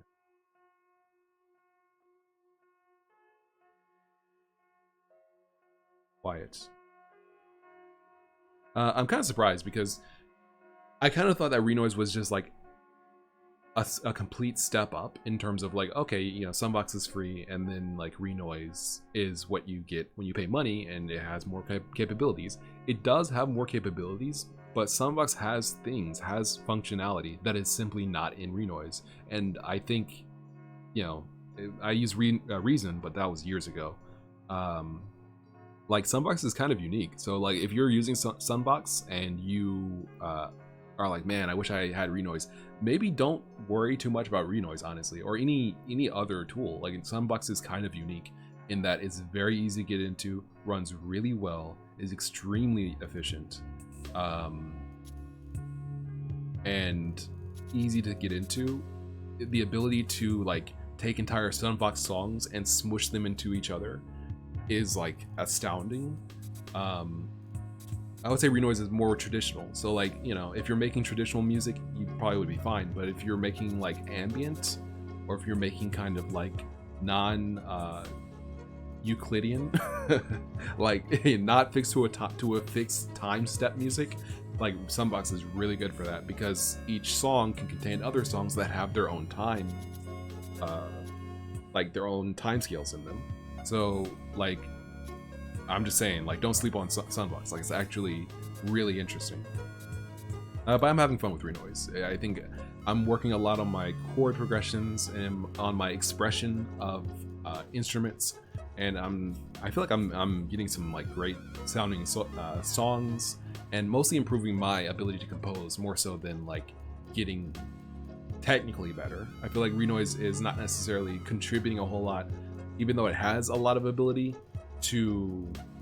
Well, I think even though Renoise has a lot of ability to like contribute technical, or I'm sorry, compositional help, like it does have the ability to, as I recall, like give you chords.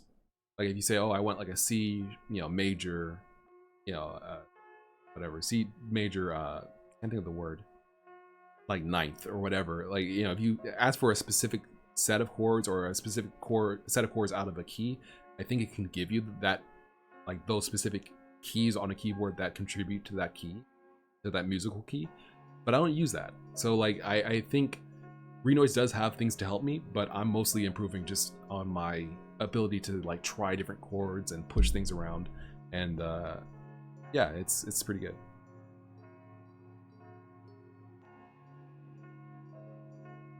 Hussein says Orcs performance. I'm not sure about Orcs performance. Haven't used it, never used it. So I can say couldn't speak on the performance of Orcs. Banjo, not Banjo. RB1147X says, are you using Raylib or another game framework engine library? I'm using Ebiton. And Fashion Killer says, hi all, hello. All right, so we should be pretty good here. So the goal is to render out individual layers and then pass them, get them as images and then draw them. So this should be basically the same thing, like this. So we want to say, well, we're still gonna have a background and foreground layer, or background and foreground images that we draw of our map. So we're gonna say we want to, let's see. There we go. We want to get the image as a result.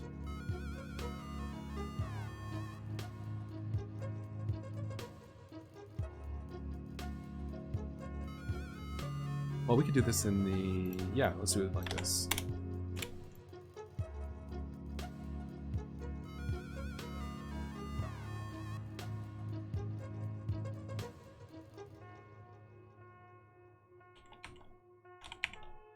I'm just thinking here, we don't need to put this actually in it. We can put this outside of it. And so the render tiles function, I'm going to move this up because there's no reason to have it somewhere else. Well, there's no reason not to have it where it is. The general idea is that we're going to render each layer out to an image and then draw them like we were doing before, but this time we're using a tile map. So we're going to, because the images already exist, right? We don't need to draw on them.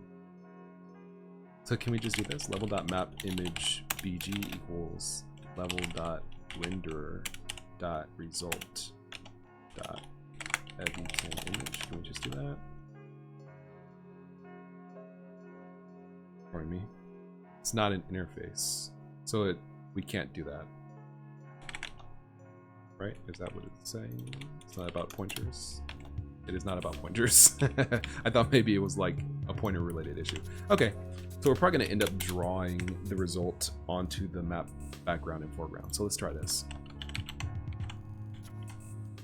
We have the map BG, we wanna create a new image. That's going to be level.render result. Yeah, and then everything that in. Can.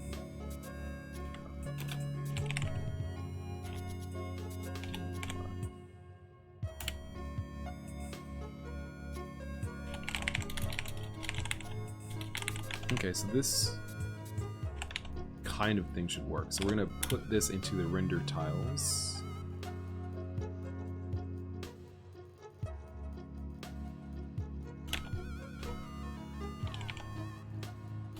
So we want to clear the renderer first.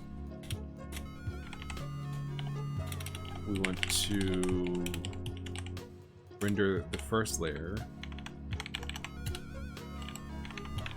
And then we want to render the second layer like that.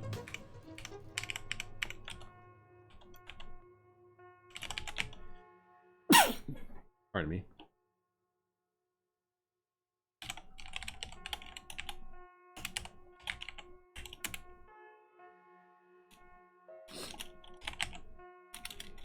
But can we draw this another way?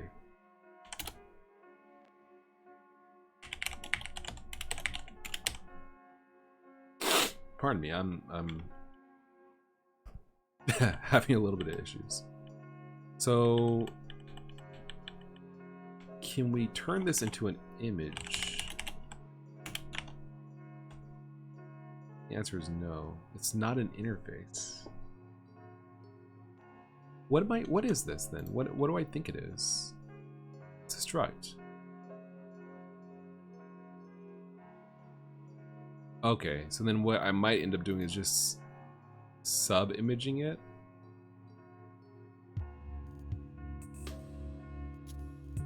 But no, because it's returning a pointer anyway, so why can't we just pass, like, convert it to it? Let's try this, because this should be doable. I'm not sure why it's not doable.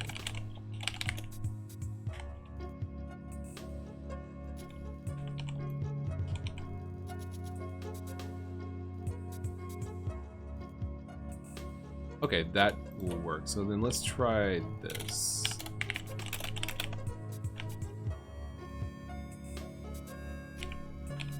So then we can just do level.map image bg equals ebi10.image. Or wait, result dot.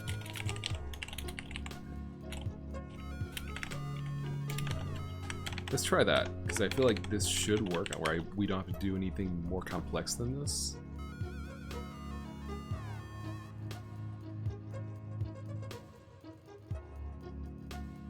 Oh wait, what am I thinking? There's a function specifically for this.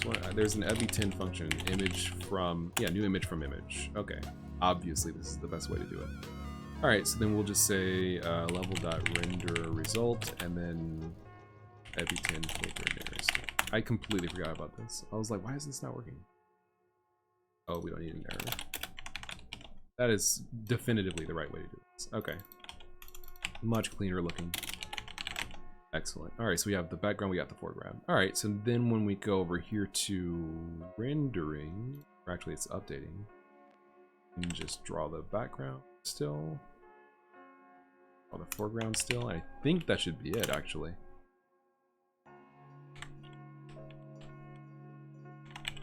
All right, it's working. Not perfect, but it's working. All right, so now what we want to do is basically get the size of the level depending on the size of the map, the tiled map. So let's do that. Which is over here.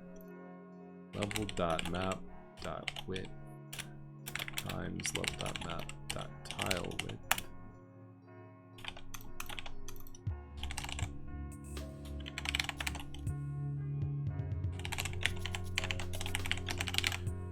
Lucretia says, have you seen the Dane app? It interpolates pixel animations. It's pretty crazy. I have seen it, and it does look insane in a good way, and that does work. Okay, excellent.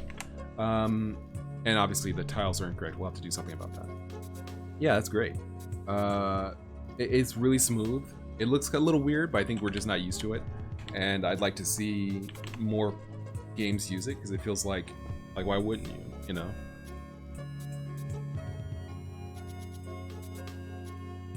Let's see.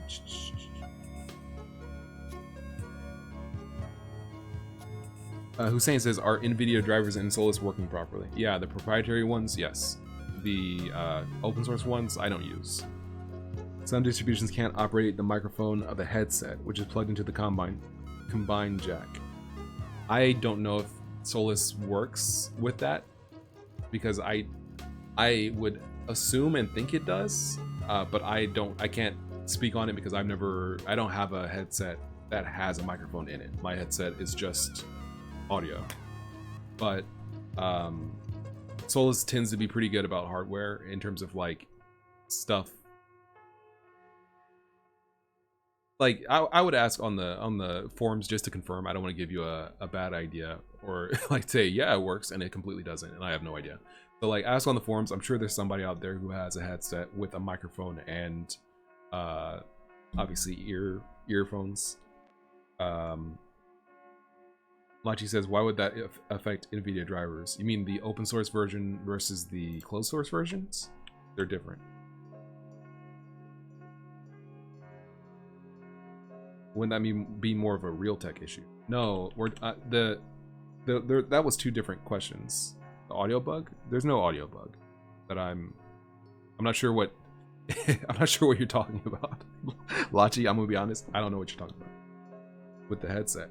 There's no bug. There's no bugs. I was just saying that I don't have a headset with a microphone, so I can't confirm whether there is a problem or not. Like you'd have to just try it. So this is interesting because this isn't correct. Wait, isn't it just? Yeah, it's interesting because they're not rotated correctly, but some of them are.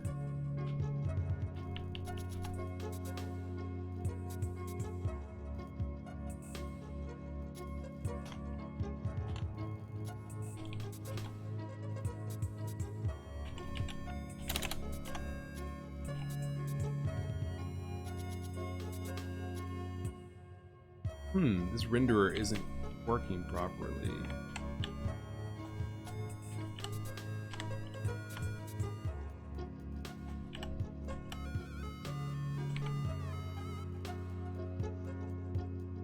Right? Let's see.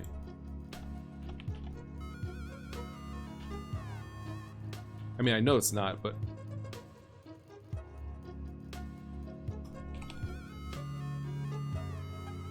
of course.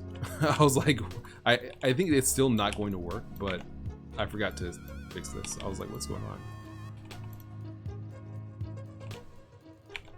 Let me see something real quick though. I'm wondering if, yeah, there's definitely something going on.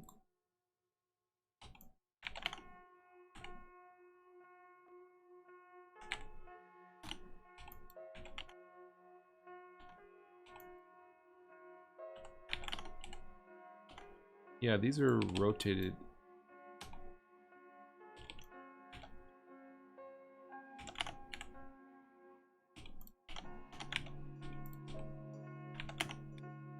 Yeah, these are rotating incorrectly. They're rotating the opposite direction.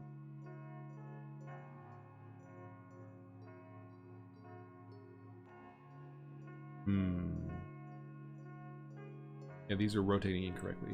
They're rotating in the wrong direction. Okay. And it's not about it being flipped. The tiles themselves. Are the tiles flipped? Maybe the tiles are flipped.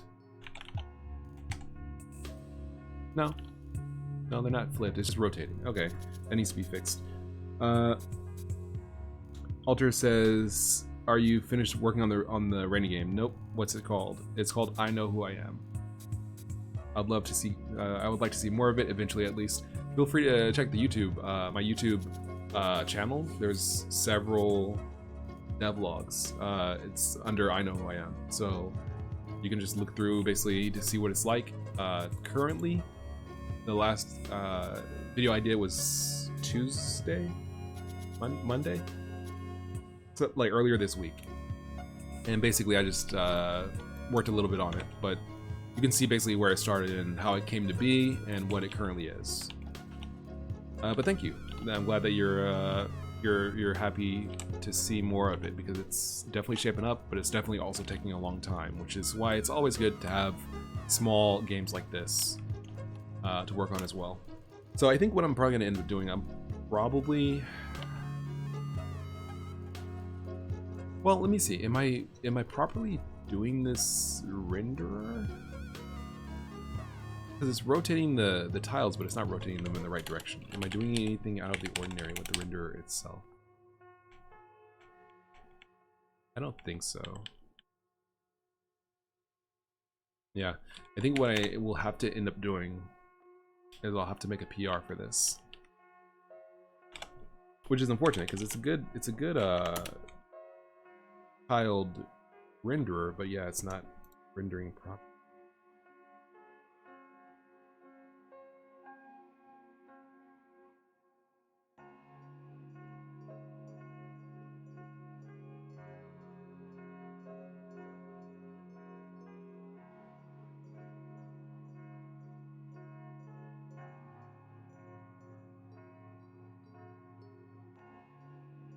Okay, so let's do it. I'll make a bug report for it afterward. All right, so we got a map here. Let's see, or rather here. I don't have one. All right, I'm gonna check it out.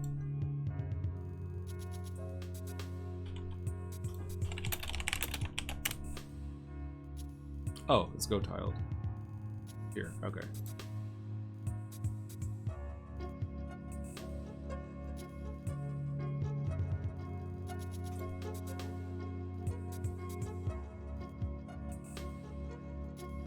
So I think the fundamental problem here, well, there's a couple things we need to do. Firstly, we want to sub in our Go tiled version for our local copy, which is here.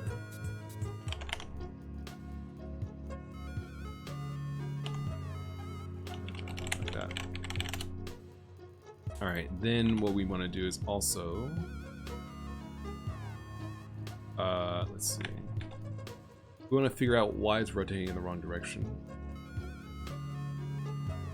It's probably this, rotate tile image.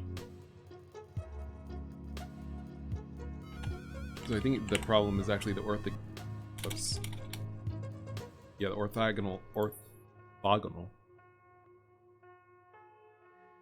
Pardon me, the orthogonal renderer is not rotating in the right direction here. Yeah.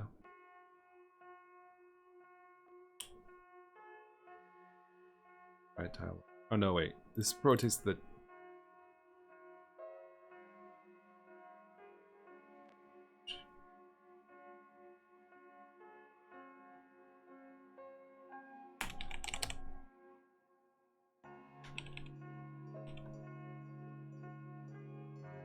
Flips the image horizontally from left to right and returns the transformed image vertically. Rotates 270 degrees counterclockwise. Pardon me, and returns the transformed image. It's probably the other way. Probably needs to rotate 90 degrees counterclockwise, right? Let's try that. Oh, let's interrupt it. Try it again. Let's see. That is not correct. Let's see. Let me do a couple things. Firstly, let me fix that the way it was, because there's no reason not to have it.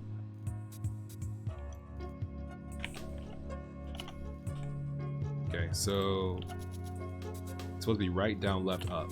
Right, down, left, up. Okay, so then that might have fixed it, actually. Okay, yeah, that was it. Nice.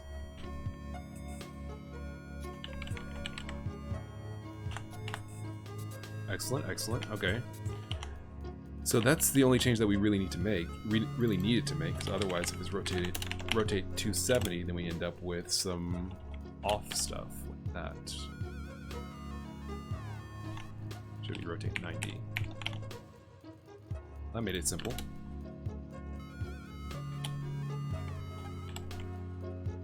Banjo Media says, so what are we working on now? Also take my money, $2. Thank you very much, Banjo Media. Feel free to keep your $2 to yourself next time. Not because I don't appreciate it, but rather we're in the middle of coronavirus season. So don't feel like you have to contribute to the fun. Thank you very much nonetheless. Thank you. Currently what this is basically a top-down shooter, kind of like a top-down adventure game. You're going through the different layers of a tower with your brother, who will follow you around, and it was working fine, but I want to move from randomly generated maps to handmade maps. So that's what this is. Root Man says, "What's this song called again?" It's called, I've forgotten. Can't See Myself, I believe. It's a remix of a song that was on an ad for a film company. I listened to the song. I was like, man, that's really good. And so I just kind of like fleshed it out with some other instruments and stuff. It's not available for purchase anywhere. It's available on my SoundCloud. I almost forgot that it was. Let me see if I can pull it up real quick.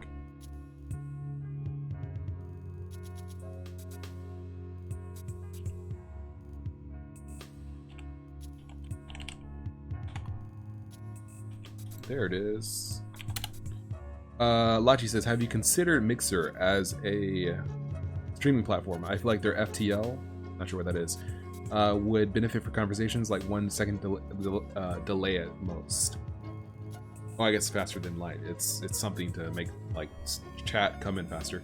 I mean, no, I haven't considered it because all of my followers, all my subscribers are on YouTube. I have a lot of subscribers on YouTube currently, so it's not really feasible for me to jump to like Mixer. I think I tried Twitch once, but it's just like, well, I mean, like I'm sitting on, you know, so many people who follow me on YouTube. It just doesn't make sense to move anywhere else unnecessarily, in my mind. You know, maybe something changes. You know, maybe if something changes, I can jump to it. But for now, I feel like the logical thing to do is just to stay where I am, try to grow my viewer base here. You know, it's. I know that Twitch is like super popular. I know that Mixer is gaining popularity, but it just doesn't feel right to like kick people over from YouTube to Twitch or to Mixer or whatever, Hitbox or whatever it is, just because. Like I would need a lot of like people to say like, yes, please, jump over there or something in order for me to like really feel comfortable doing that. Oh, we're drawing the tie. I was wondering like how. Oh, okay, we're already doing it. All right, I was wondering like how is this working exactly as it should? It's because I programmed it in the random for the random map, and now this is working here as well. Okay, so what we're gonna do now is basically fill in all of these squares that are not, or that are not walkable. And how we're gonna do that is a question for tiled. Let's see what we can do here. Alter Ego says, do you have much experience handling collision between circles and convex polygons? No, but what you want to do is get the closest point between. Just immediately answer the question. What you want to do is get the closest point between the circle, really the center point of the circle, because any edge, any point on the outer edge of the circle is just the distance from the center point to the circle. So you want to get the distance from the center point of the circle to the closest point to any line on the convex polygon. So basically loop through each line of your convex polygon and get the closest point on that polygon, basically. Once you do, then it's just a matter of comparing the distance between that closest point and the center of the circle. If it's closer than the radius, then you know it's a collision. That's basically it. You know, if I didn't explain it well, it's because I don't understand it well, because I moved from like mentally doing this stuff or doing this stuff in Resolve to basically just saying I don't want to deal with it. And that's why I have some knowledge of like basic geometry like that, but I can't really go beyond just like telling you what to do and not proceeding. I don't know. In any case, that's I think generally what you want to do. And this is one approach we could take to make impassable objects in tiled, is just to make boxes that fill in the area. Another way would be to make polygons, which would be a better way in terms of just simpler perhaps, but then again boxes are pretty simple to move around in size. But Resolve doesn't support polygons or anything anymore. or lines more specifically, lines or circles or anything. It just supports basically cells and containment in that cell, which is why it's a lot faster, but it also doesn't support like polygons. That's why it's the trade-off, at least for now. Because I basically reworked Resolve from the ground up. I still have to commit it to GitHub, but that is why like it runs a lot smoother. That's why it's a lot easier for like platforming and stuff like that, but it's also kind of not as good for non-box shaped objects. So I still have to figure out a solution for that, and maybe we'll figure out one when we're working on this. But anyway, for now I think this is a good solution. It's not too bad, it's not too hard to understand. We'll just loop through all the objects in the map and basically fill in the corresponding cell in the game, because this is our list of solid objects. We don't need it to be, we don't need it to be capitalized. All right, so yeah, let's do that. So init is going to instantiate this stuff. Group and range level.map object groups for blank obj and range obj group dot objects. And let's just print out the object itself first so we can kind of know this is working. All right, so it looks like we're working, right? We got a few objects here. So the object group, I'm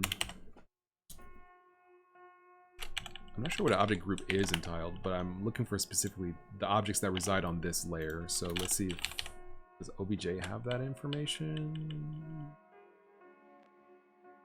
We have polygons, we have width, height, ID, X, Y, height. Let's try this. Level.map dot layers. These are only, I think these are only the tile layers. Yeah.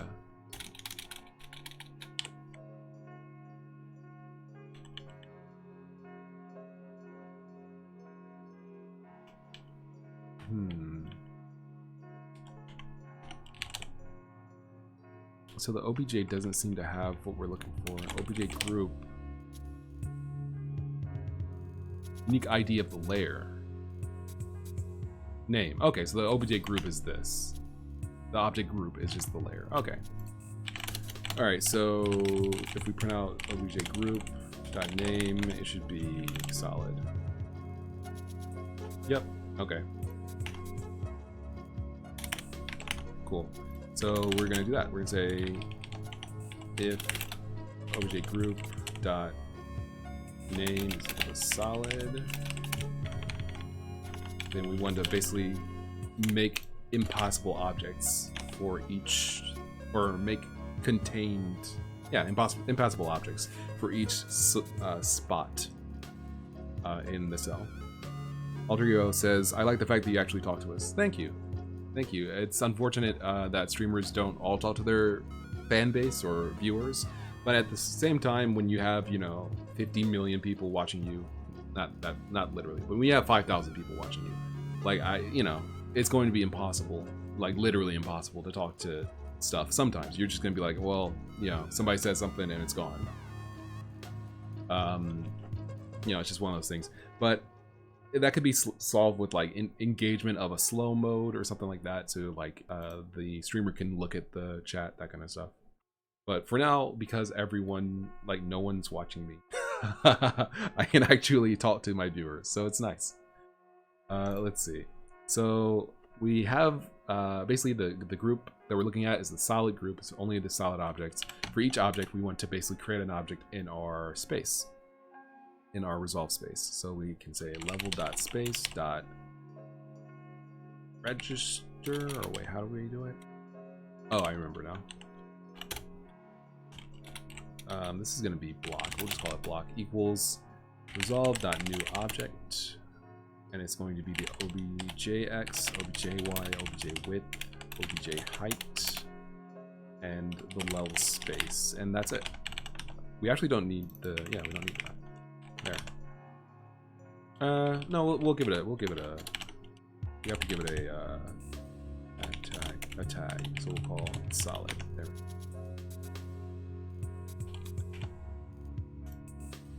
All right, so now when we run it, there we go. Now all these cells are filled in. And we need to position the player somewhere, so we'll just create a new layer for that. We'll create a point, call it player, save, say else.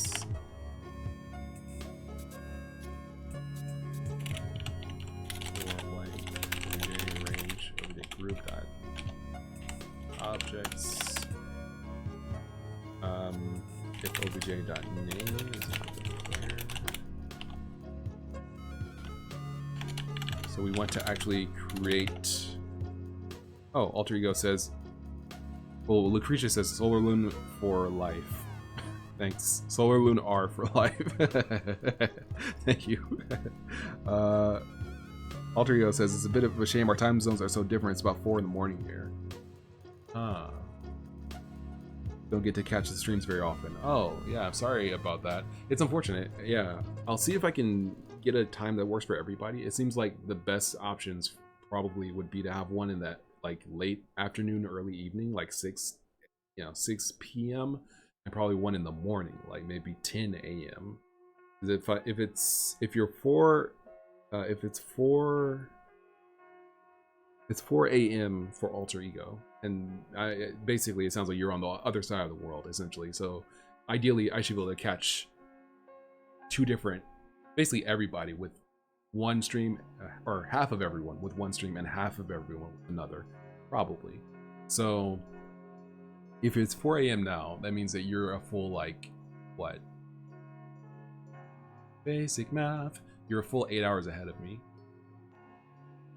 or I guess 16 hours behind me. So it's 8 to 4, 8 hours ahead. So if I was streaming at 10, then it would be 6 p.m. where you are. Okay, then yeah, if I were to stream in the morning and in the evening, it would catch basically most people. But if I stream in the morning and let's say you're a full 12 hours ahead, it's 8 p.m. for you to watch it.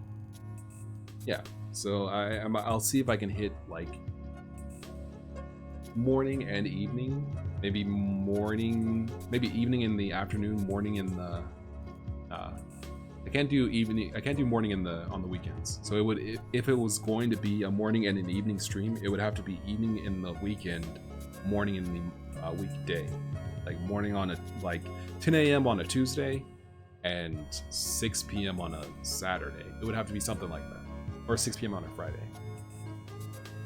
That might be doable. I'll have to see. That might be doable for me. I might be able to commit and kind of make it happen. All right. Oh, I'm sorry. And Ruben says, how long did you plan on streaming? I was gonna stop probably around 8, but I'm not satisfied with my work, with the amount of things I've done. So I'm gonna probably go till 9 or 10. We'll see. I'm gonna see if I can keep going because I feel like I can do more. I want to get the player showing up, which is just a matter of positioning him. Oh, we have the player already. So player dot his body.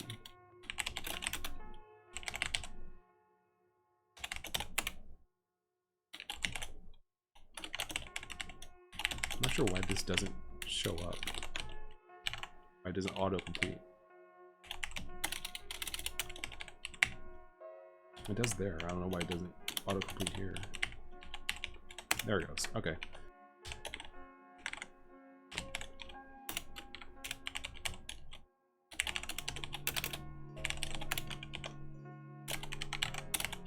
There we go.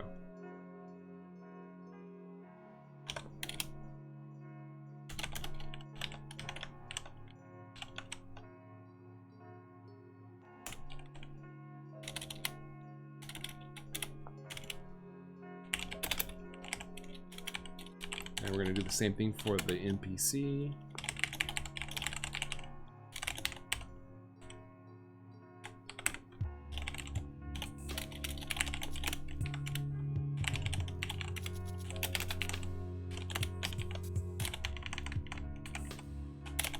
All right, there we go.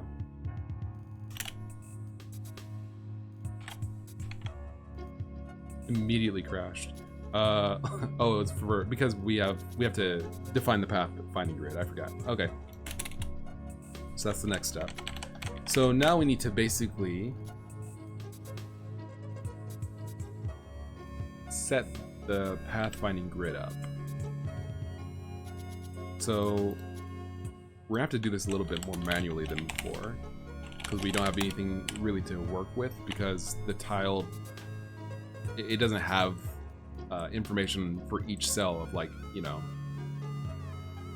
We'll do it a different way. We're gonna do this a different way. So we're gonna say path.newGrid is going to be the level.map.width, level.map.height. Each cell is 16 by 16. We can actually do this. Level.map.tilewidth, level tile height, level.pathfindinggrid.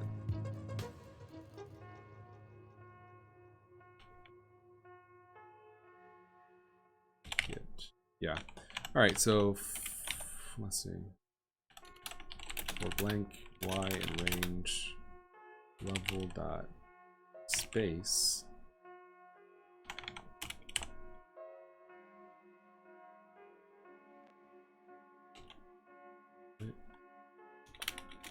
Height. X range. Space width.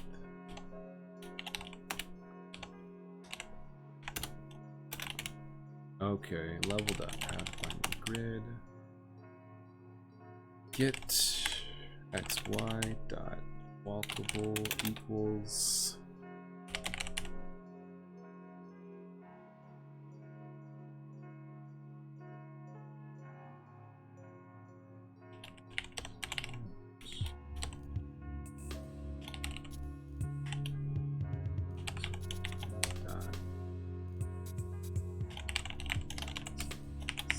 okay. There we go. So that's basically it. Oh. Equals 0, y is less than y plus plus 0, x is less than x plus plus. Alright, there we go. Oh. There we go. Now we're good.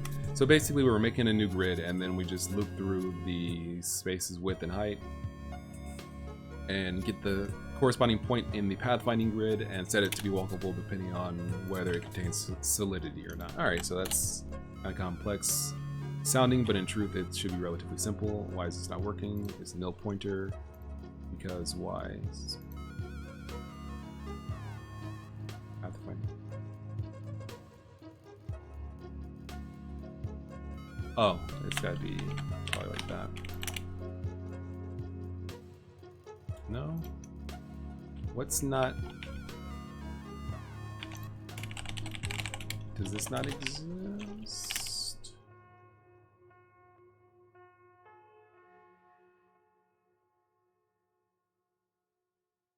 Fine.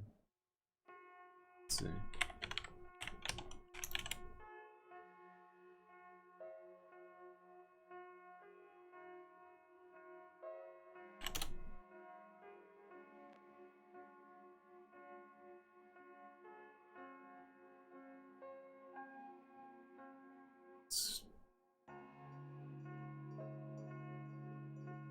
Strange. Let's see. Am I doing something weird? Why is x is equal to 0, x is less than the width, x plus plus? Am I not typing this correctly? Am I missing something? Am I... Why is x going that far? X, y. X, y. I feel like I'm missing something super basic, but I'm not sure what it is. Hold on.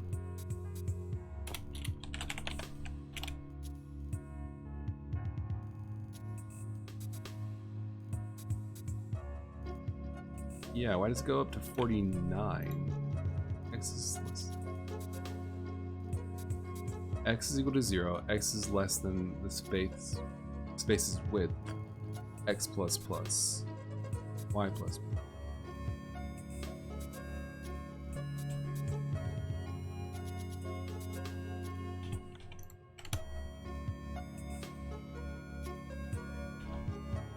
Why is the width 5? Oh, wait.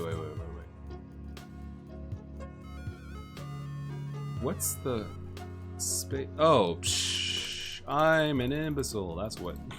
I completely forgot. All right. My bad. I was not paying attention. Okay. Level dot space. I forgot to do this. Equals resolve dot space. Of course. Okay.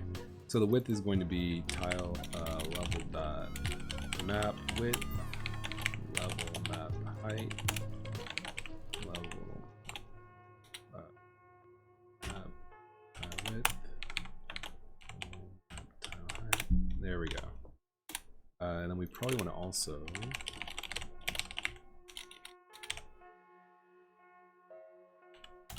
do that. Sure. Okay. Now we should be good.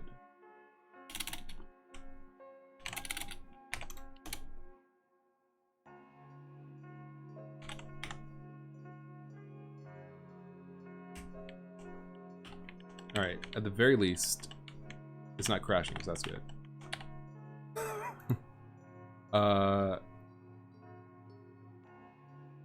Oh. This is, I did this wrong. It's supposed to be, it's walkable if the cell does not contain solidity. My mistake. Steve says, do you prefer Pixel or Raylib for game dev? I'm using Ebiton here, not Pixel. So between Ebiton and Raylib, I kind of prefer Ebiton because it's so weird. Like, it's kind of strange how Ebiton works. And I kind of prefer that to Raylib. Well, like, Raylib's so straightforward that it's like easy to use. It's very straightforward. It's very, you know, there's nothing really, you're not getting any surprises out of Raylib. The API is super simple. That I prefer to Ebiton, I think. But Ebiton kind of feels more Go-like. And it does some weird things like, let me pull up an example of how Ebiton renders things.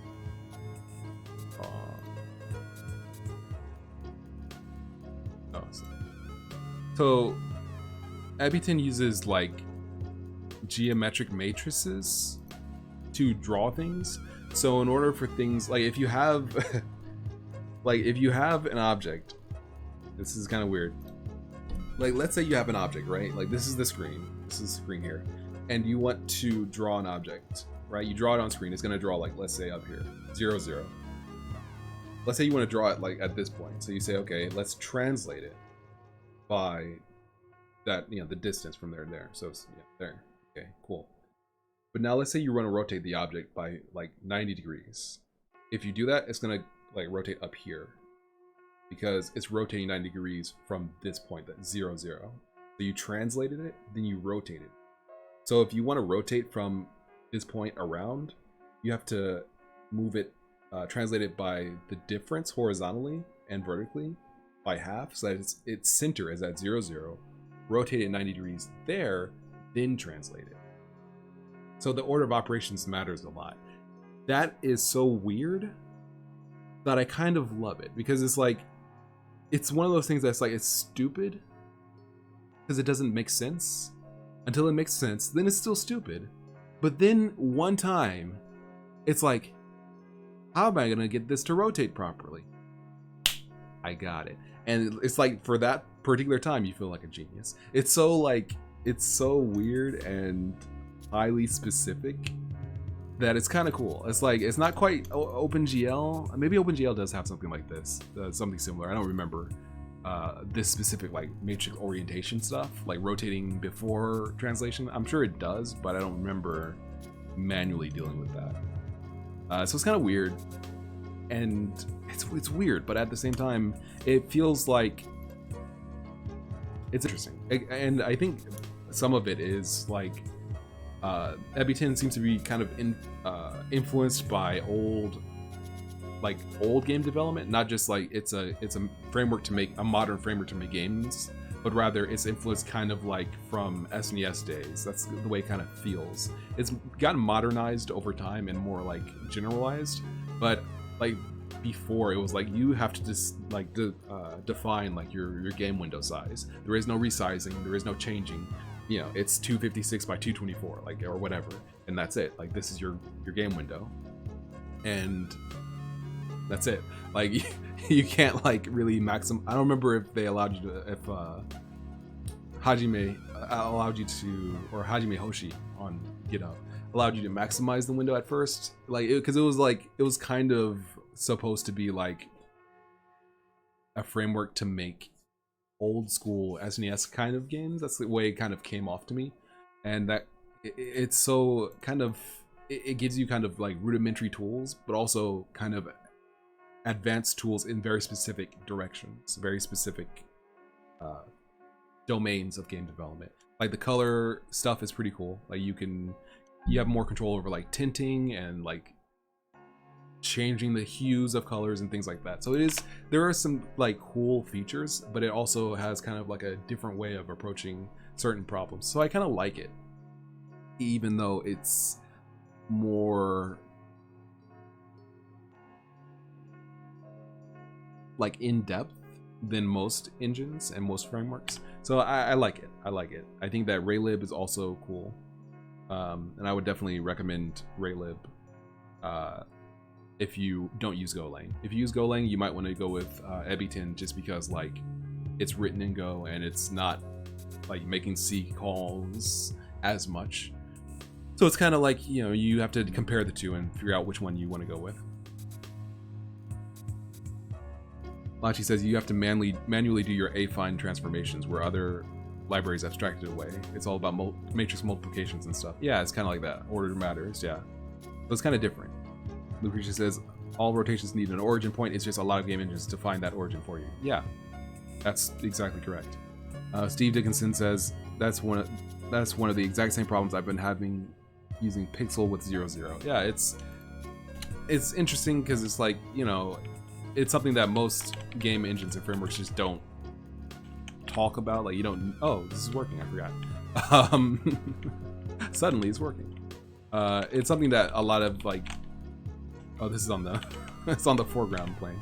It's something that a lot of game engines and frameworks don't really talk about. So or don't really like leave up to the developer. So I kind of like the ability that you have in Ebitin to just like do it. I kind of like that. All right, so this is good. We're actually making some progress here. So what we're gonna do now, because this is shaping up rather well, what I'm gonna try to do, let's make this actually a little bit bigger of a map. Make it 80 tiles.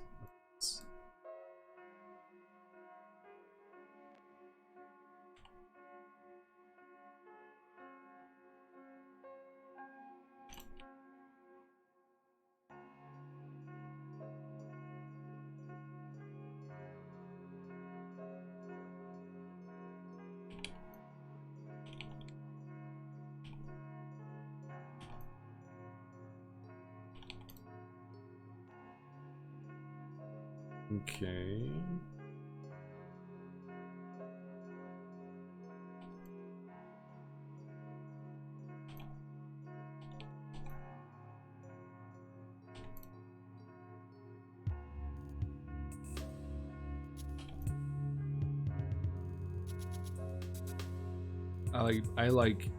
Well, I didn't really like do that much with regards to this this shape.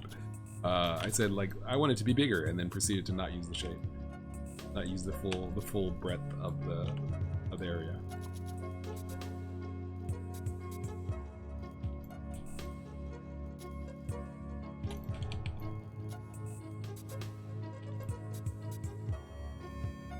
Okay, so that's fine. There.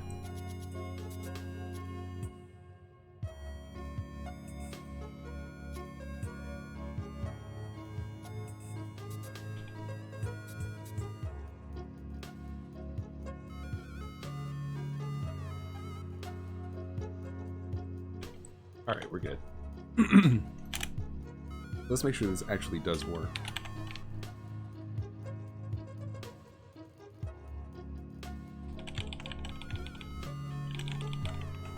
All right, it does work. Excellent. All right, so I want to add an enemy of some description. I'll do that here as well on the stream because I want to make some solid progress. So the idea I have, actually I have a sprite of an enemy already. So yeah, since I already do have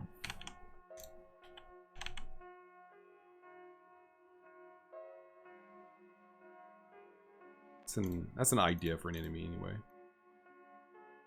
I didn't finish all of his animations. But since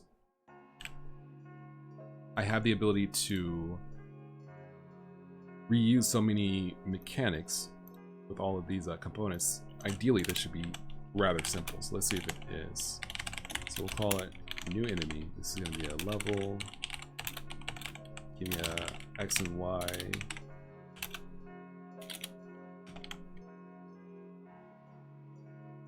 Oh, then yeah, why don't I just pass the X and Y here?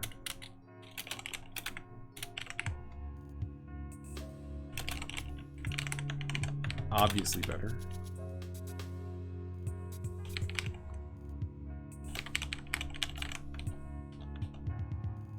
Go back to level. We could just say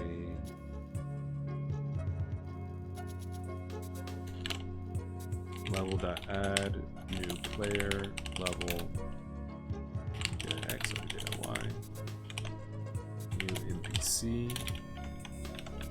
Don't need that. Don't need these. Simplified. Much better. Okay. So yeah, I want to be able to create an enemy.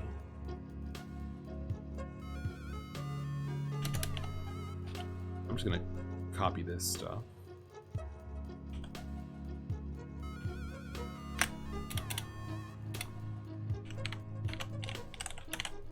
So the general idea of this enemy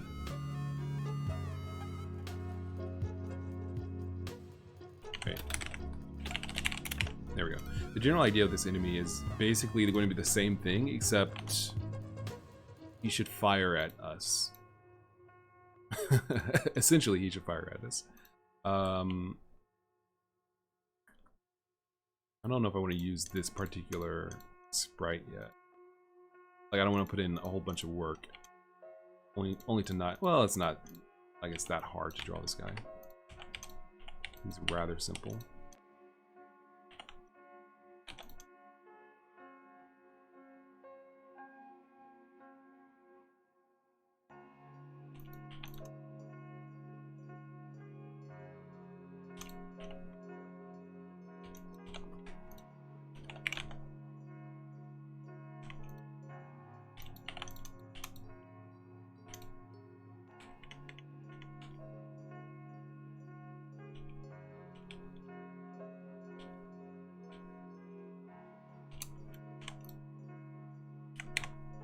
I think I did this right.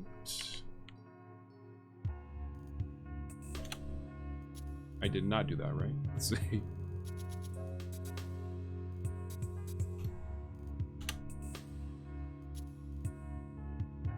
Like, it's not like this is particularly well.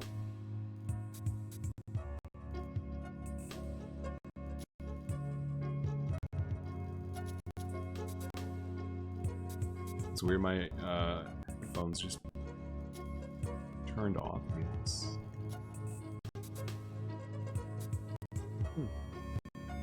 Not showing as being disconnected though. Sure.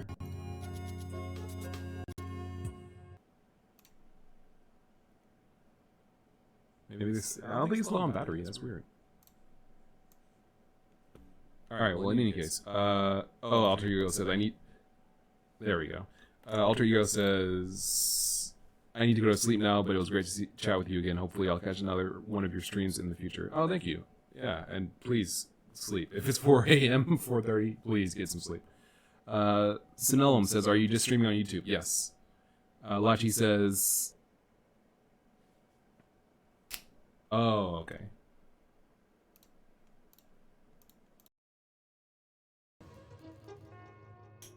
Better? Sorry about that.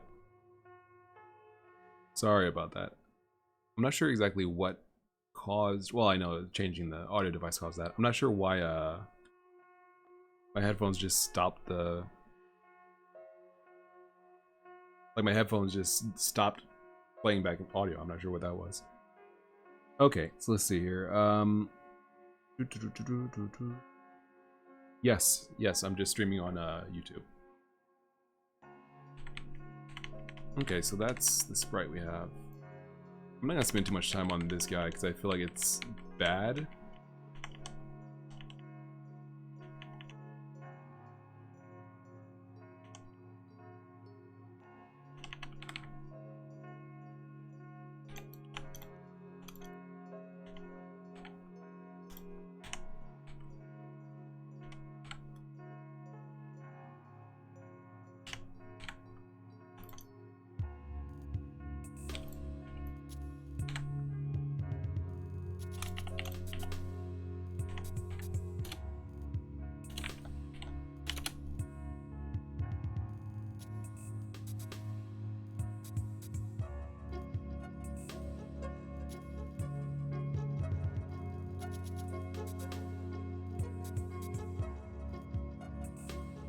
I'm thinking like this is yeah, not really that great.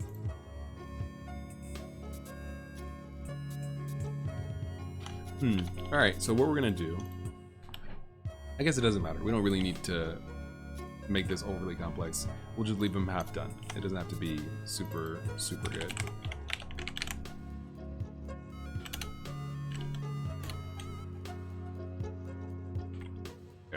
So what we're gonna do now, we're gonna go back over here to the tiled map. We're gonna, oh wait, right, before we do that, let me commit this stuff. Yeah, so we don't want to do anything with the enemy just yet, we just want to do other stuff.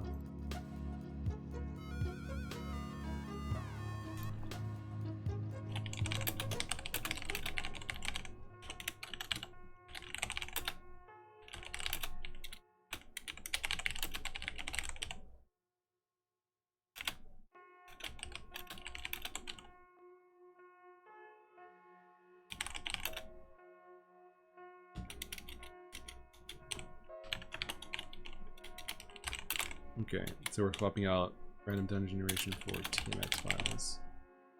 Maps.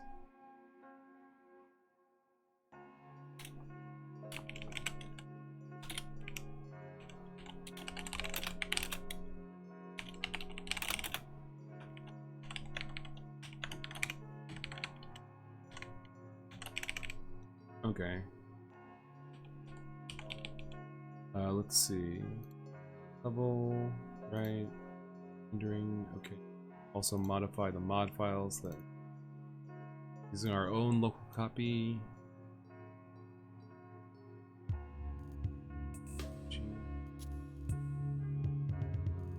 Okay, we're good.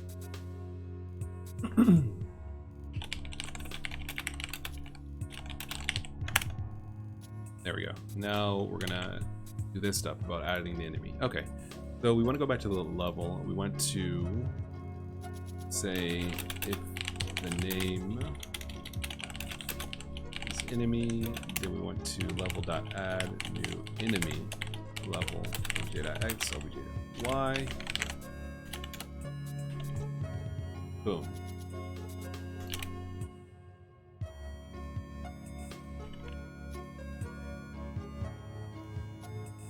Oh, I was gonna say, like, what's going on? We have to actually place it. I forgot.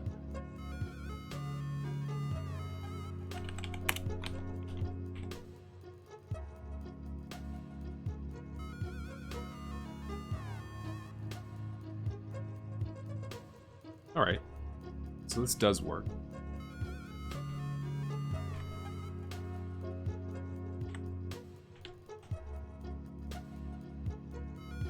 Alright. Now, here's the thing that's annoying, or not, well, not annoying, but basically the NPC. Well, I'm gonna rename this actually. We'll call this the brother, right? Because in game he's your brother. He follows you around. He, you know, is with you. Now the dialogue component allows entities essentially to say things, so you can give them like a list of things to say and they'll say them in sequence. But I need something that basically controls what to say. I need a component that feeds dialogue to the dialogue component. And it shouldn't be the AI controller, because both the brother and an enemy have AI controllers. So it's almost like we need a personality component.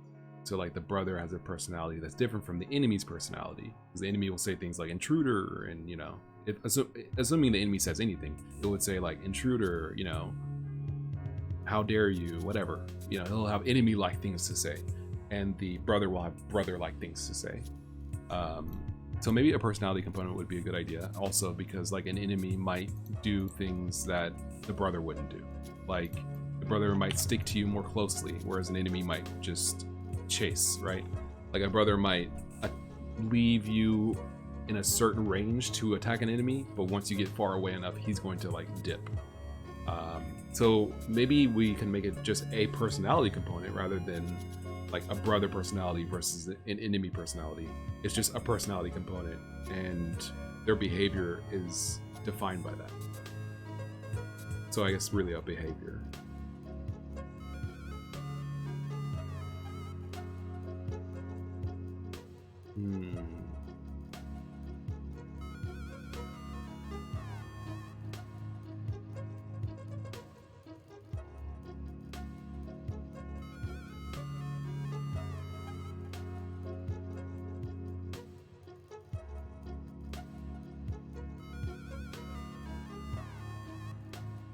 So it's really more of a brain, I guess. Okay, so let's do this.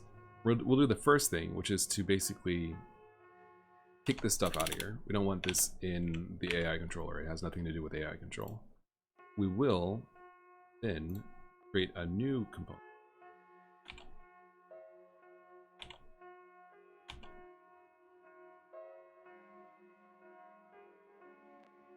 Which will be called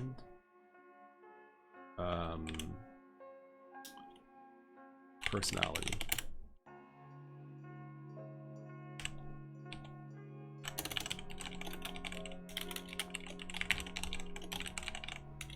Okay, equals personality.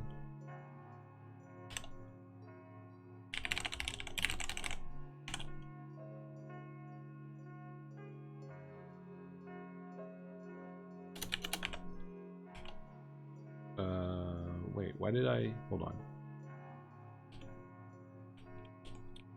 That's what I'm looking for. No! I've embodied by my editor. Alright, we're good. I'm not sure why it crashed right there. I wish it didn't. It's not a big deal, but I wish it didn't crash. I'm not sure why. It only has really started crashing recently. Like, I don't think it's been doing it until like the past week.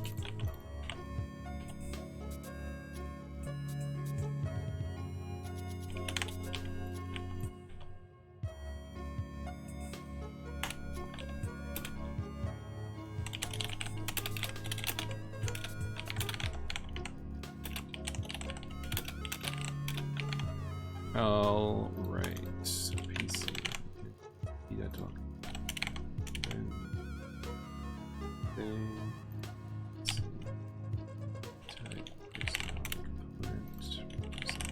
There we go. Lachi says, I like to see you are breaking your code up into multiple files. Cough, master plan, cough.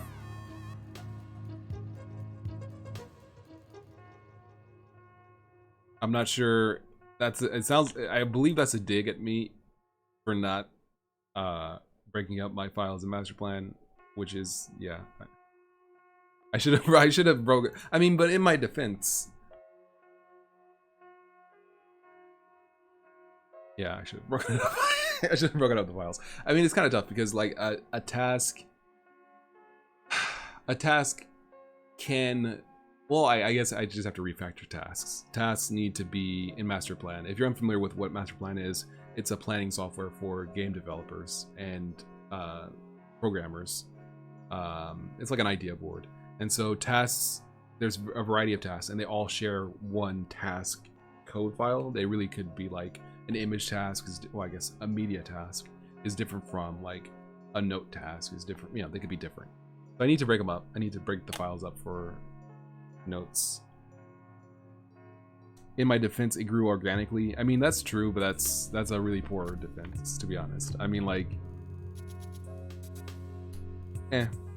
I could have done it differently, and I will do it differently once I get a little bit further, I suppose. I need to kind of refactor it. So maybe I'll do that. Whoops. Sorry. Maybe I'll do that next for master plan, is basically refactor the code for tasks because it's kind of a mess. Like, I don't really have problems working with it, but I don't think I need to have problems working with it for it to be a problem. All right, so this is good. So we have a personality component, which for now is just going to be For now, it's just going to be what defines like what people say, what characters say. So we'll give them a speech list, which is an array of strings, a slice of strings. So, boop.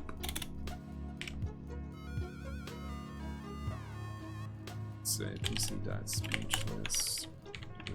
pc.speechlist.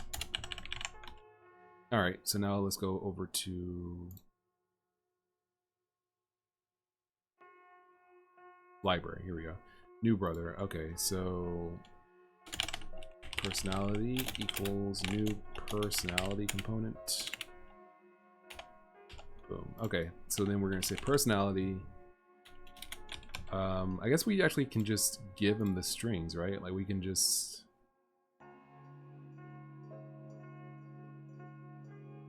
That's okay. We'll just do it like this. Personality dot speech list equals this. Yeah. Because I'm not sure if a personality is currently just going to be speeches to say, like, you know, string, like slices of things to say, or if a personality is going to be more in there. So we'll just do this, and then we'll add it in there. So now only your brother will talk. This guy will not talk.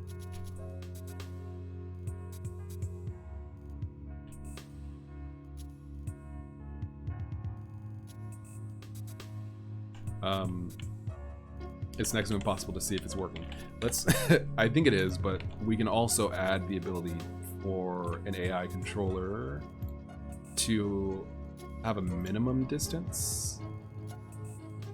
So maybe maximum distance. Let's see. So the maximum distance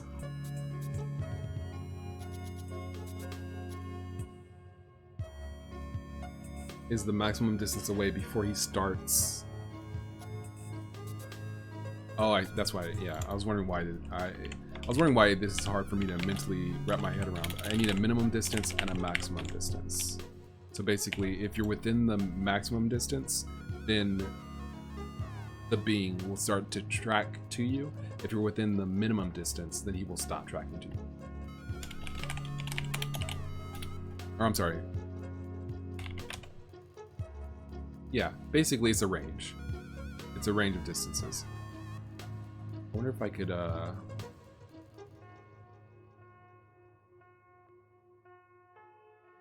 yeah, let's represent this as a list of floats, because that seems it's easier to understand. Distance range.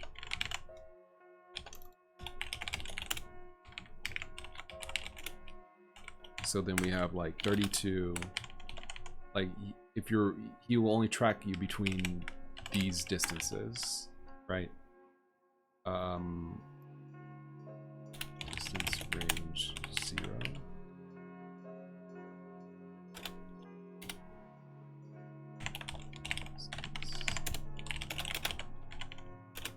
This is less than equal to distance range 1.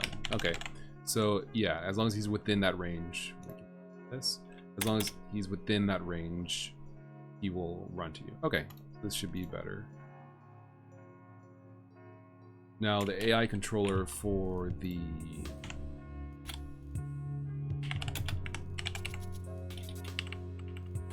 brother will be something like this. Do we need a... No, I think the defaults are probably fine. We could just do this. AI control dot distance range equals float 64 32.999. So basically, the brother will always follow you. He will always try to follow you. But for the enemy, you have to be pretty close. He won't follow you until you're within that range. There we go. And then he stops when he sees 32 away. He can stop further away because he's going to be shooting at you. So we'll have it so that his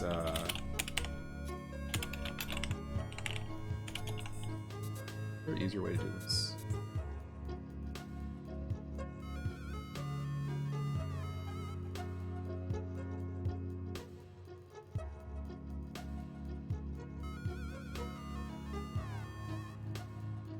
That was stupid of me. Let's just have max distance and minimum distance.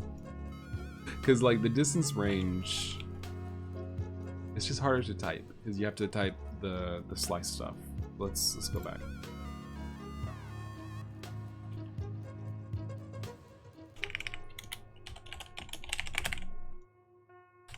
I just had the wording I think wrong. This should be good.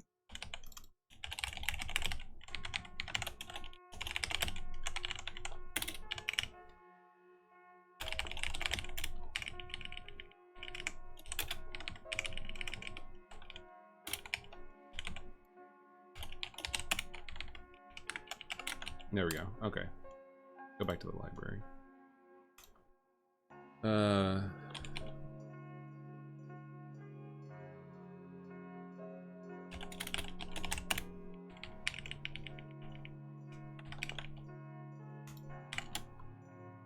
Oh, that's what I was going to do. His minimum distance needs to be tighter. Yeah.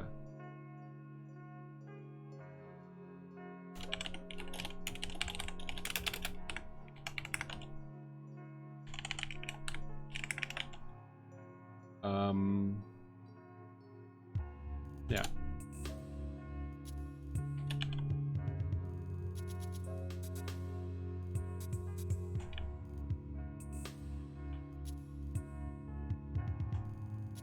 Okay, so this is good. Now here's the thing that's kind of jank is he'll only follow you like as long as he is within range, like that. I really want him to follow you even. Basically, if he has a clear shot, then the distance comes into play. Otherwise, he should basically follow you to the end of the earth, more or less. So let's try that. Clear shot equals, let's see, space dot line, cells in line.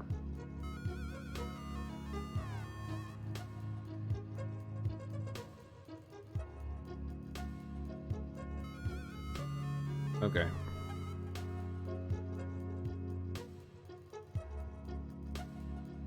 So then we all...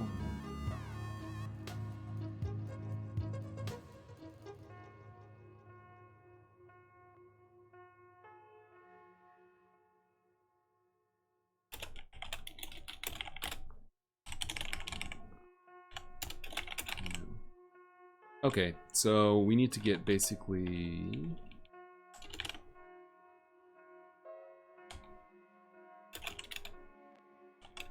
the cell position. Okay, so cxcy equals... Oh, let's see. Lachi says he's still planning to write extensions for the master plan. He's just kind of busy in real life. Oh, don't even worry about it. He says he wants to work on a 3D model task or a live share, like Google Docs. That'd be cool, yeah. That's definitely cool things to add. It's just a matter of getting the fundamentals down. I feel like it's fundamentally flawed in that it's still in early access, it's still not done, but there's still things that are kind of fundamental that need to be resolved before I would think about like collaboration or syncing with servers or things like that. But those are definitely cool features. It's not. I feel like there's more fundamentally that needs to be done on the code base before I push too much further into it. Maybe the next stream will be refactoring master plan, because I haven't done it yet, and doing it on stream might be just the kick in the pants I need to kind of do it.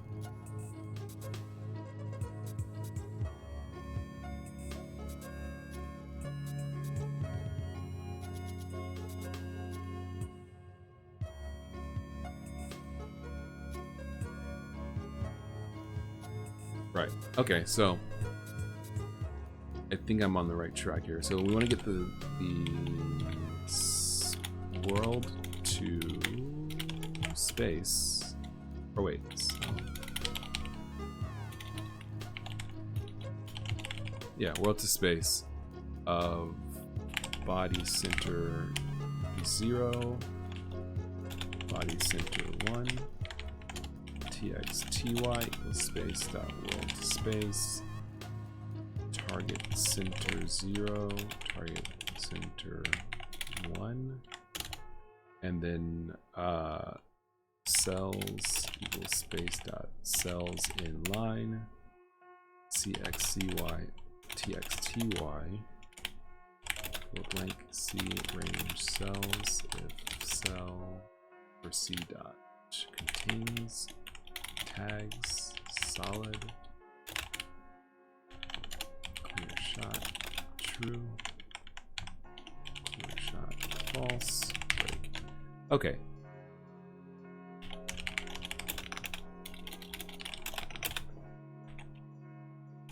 Alright, this is a general idea, but basically this should tell us if it doesn't have a clear shot, yeah, it's just gonna run for you.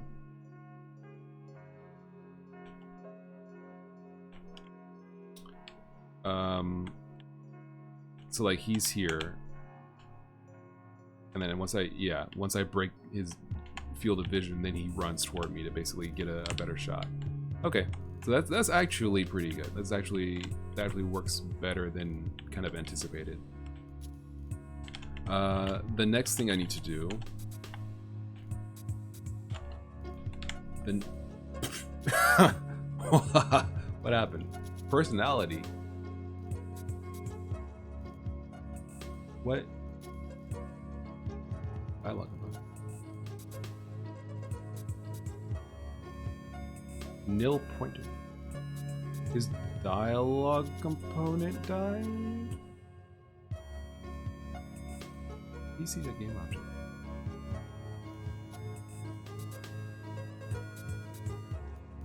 Wait, let me see if I can recreate that. What did it happen when I shot?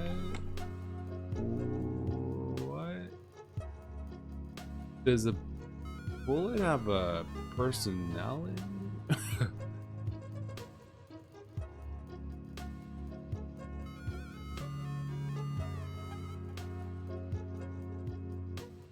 Game objects is updating the personality. That's only on the...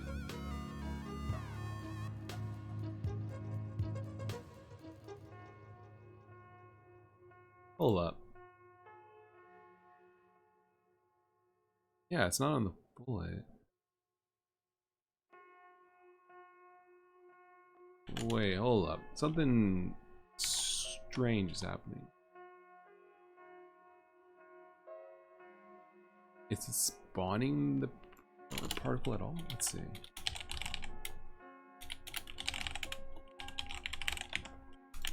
This is probably gonna be hilarious when this happens. Tango Spirit says late to the party, but hey, what's up? Hello. Thank you very much for joining the stream. How are you feeling today? Okay, so the explosion does print, so it is creating the explosion particle. But for some reason the personality the personality core is crashing. PC game object. So the dialogue. That's right. We don't spell it right. But that's not important. Dialogue. Dialogue. Personality. Oh no. That person. No, that's not right. That dialogue. Let's see. So is the problem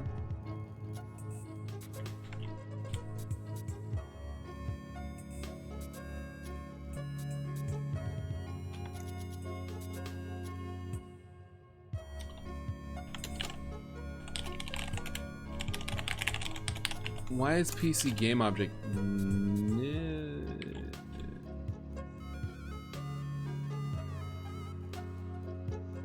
on remove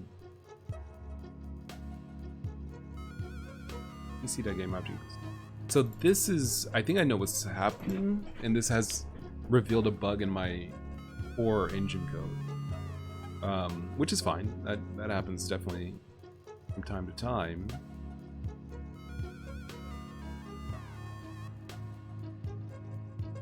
Oh, psh, wow. This is it. This needs to be in here. Whoops. This needs to be in here. Gentlemen, ladies and gentlemen, that was a very easy fix. Laji says he run, he go, but most importantly, he panic and stack. Basically, yeah, it was a fundamental problem. All right, there we go. We're working. We're moving and grooving. Okay, so here's something that is cool. So he does the enemy. This guy does definitely, or this guy definitely follows us like he should. But the thing that's kind of not working about this is that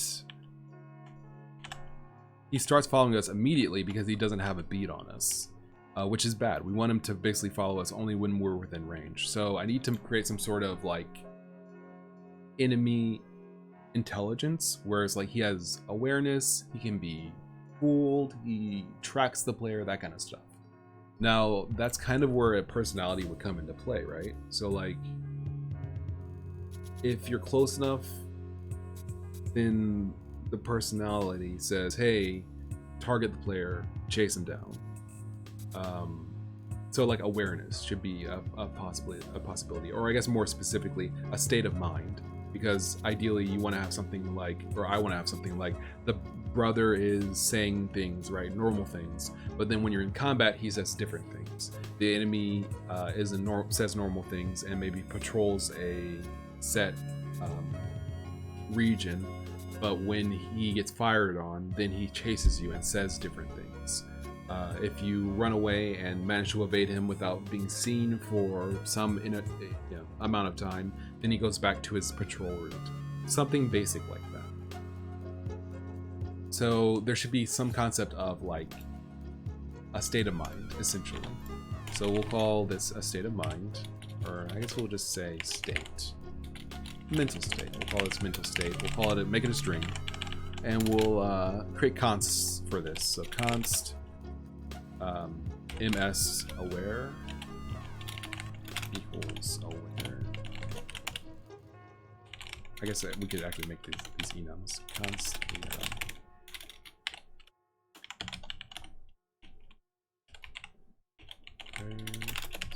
aware.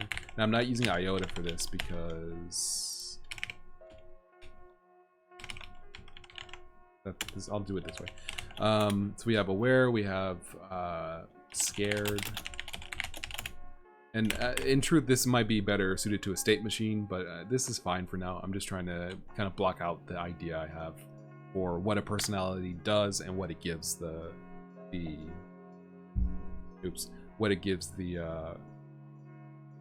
object that is operating on. So we have aware, we have scared, we have patrol, right? We have follow.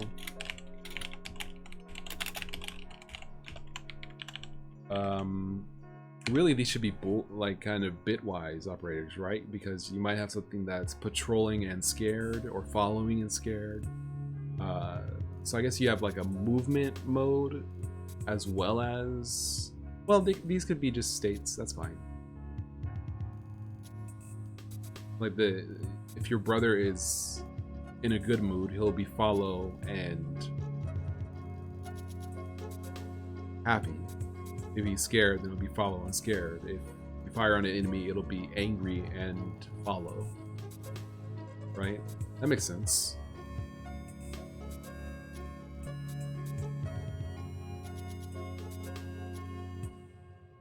So the goal is to basically get awareness into the enemy. Well, maybe we don't need to put this specifically into the personality. Maybe the personality should just be personality. It should just be like saying things depending on the mental state of the character. Whereas following, patrolling, that could be something else. That could be an enemy, like a path following system.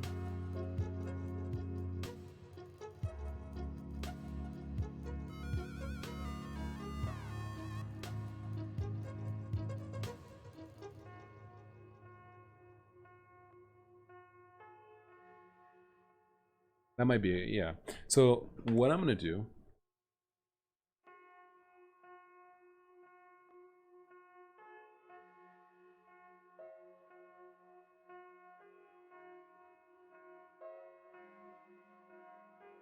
I'm going to leave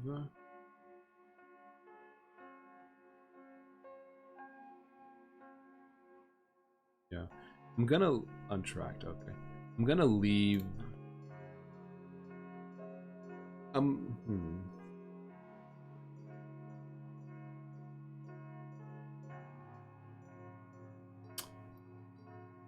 Ooh, that would be good.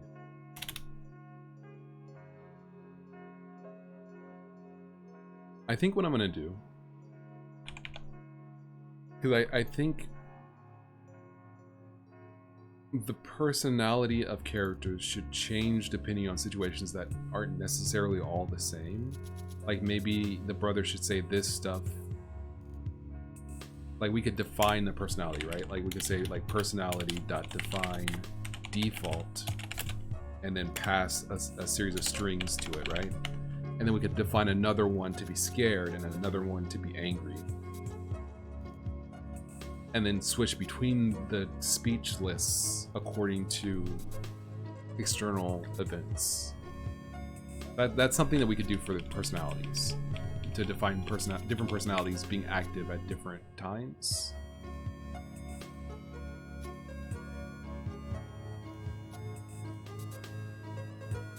I think I'm on the right track. And I think I want, separate from a personality, I want awareness for an enemy. So that his distances change depending on, or I guess whether he's pathfinding changes depending on whether he's aware of the player or not. Yeah. Yeah. I think that's right.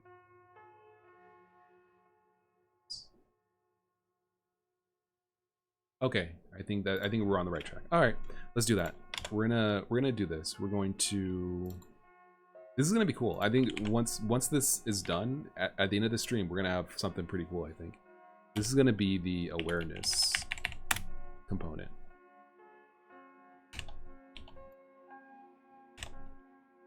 Type awareness component.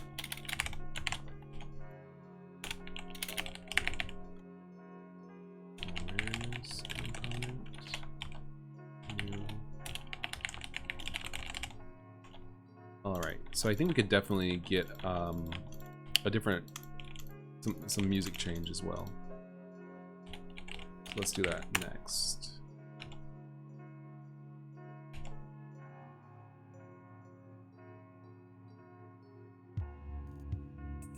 Give me.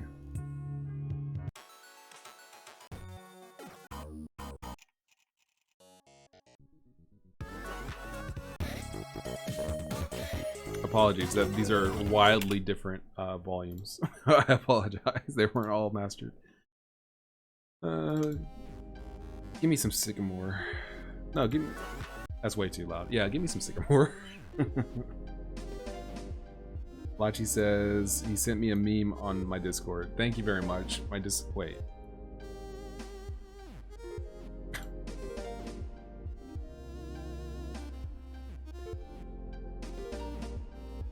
I appreciate that. Thank you very much, Lachi, for the meme. He protect, he attack, but most importantly, he panic the stack. Everyone loves stack panics. Everybody loves stack panics. All right, so this is good. This is good. I think I'm on the right track. I just need to get this awareness system working. That means that we need to have a targeted object for awareness. Well, not necessarily. We could just have checks for a tag, right? So like it doesn't always have to be the player, it could be other things as well, or maybe a component. That would probably be better. So it could check for like any object that has the player control component. Or I guess I need some sort of tag, like visible tag system, so objects can be aware of things. Okay. Let's just start kind of breaking it out. Well, no, I'm pretty sure we're gonna need a visible tag system. Let's do that. This would be for like teams or something like that effect. So like if you shoot a bullet, it should be tagged as you, right, player? And if an enemy is hit by that, he should say, "Oh, I was hit by a bullet. Is it a player? Okay, yeah." So then it should be destroyed, and I should take damage. Or I guess the bullet would do that part. But basically, like we need to be able to tell like what kind of thing an object is.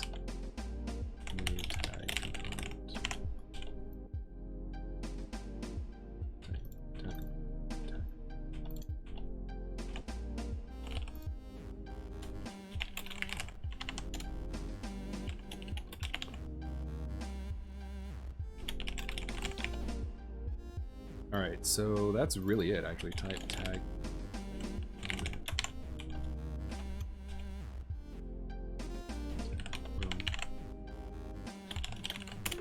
Alright, so that's actually it for the tag component. And then the awareness.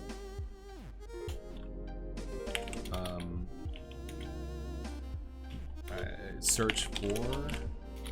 Search, we'll just call it search, and it'll be a string. Search for string.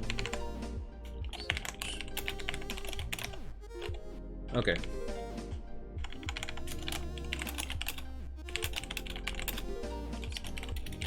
Object. Game objects. If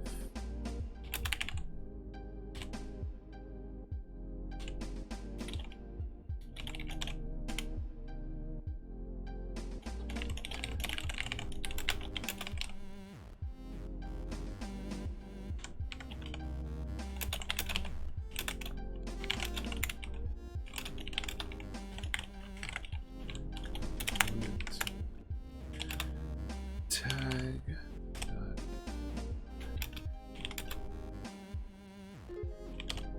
search.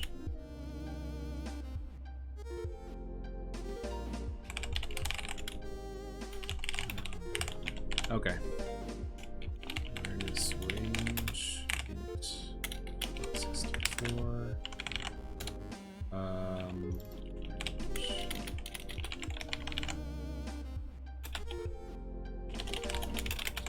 Okay, so we're definitely making some progress here. And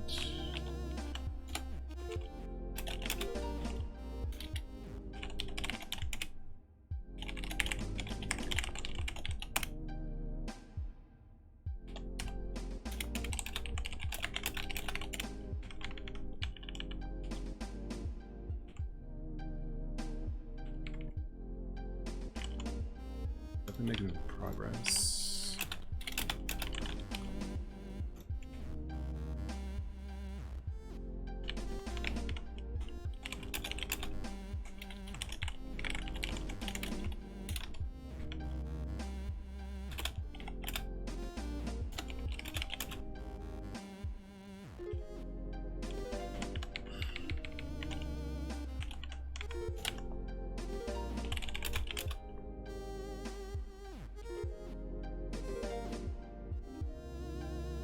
All right. So what I'm trying to do here, because I'm just typing a lot without actually saying anything. I'm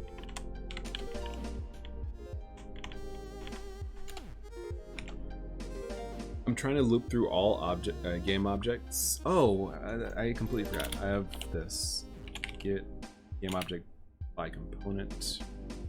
Type tag component. So this is now going to be a list of only objects that have tag components. So we don't have to do anything apart from this. Obj dot get component. Type tag component dot tag component. Let's see. So basically what I'm trying to do here is basically filter out objects depending on if they have a tag and if the tag is in the if they're tagged with something. Lachi says lunchtime. It's 9 p.m. where I am. It's 9:15. So congrats.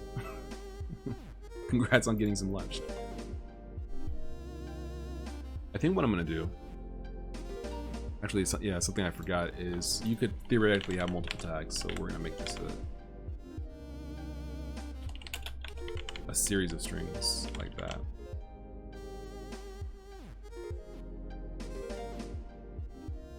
Okay.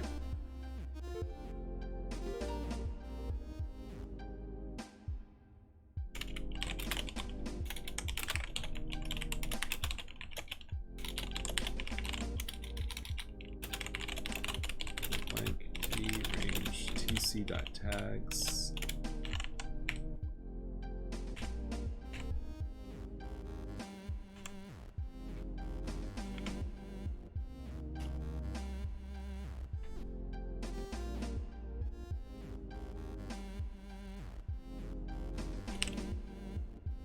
For blank t and range dot. If t is equal to tag, return true.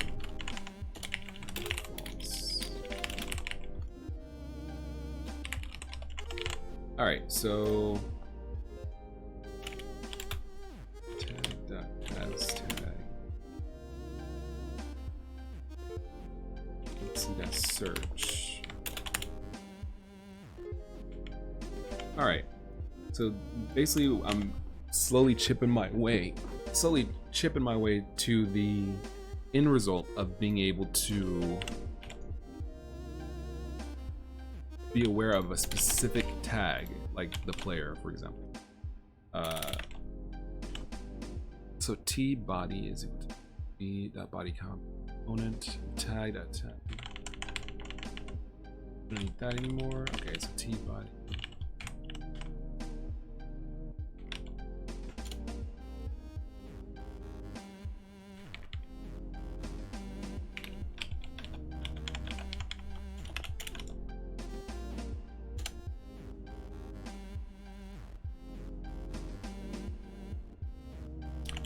Can I do this? Or does that not work if it doesn't have a body? I'll have to see, but if this works, that would be drastically better than the way I've been doing this. Let's see, T.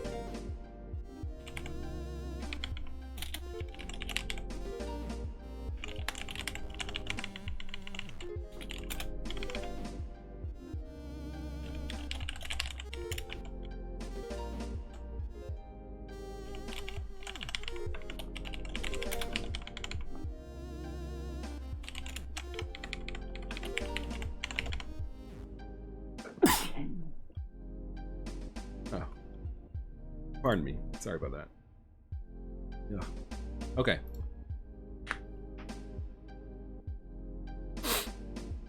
So, the body and the tag object's body both exist.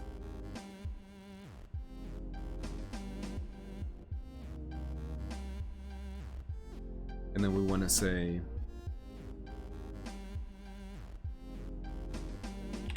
the distance is the body's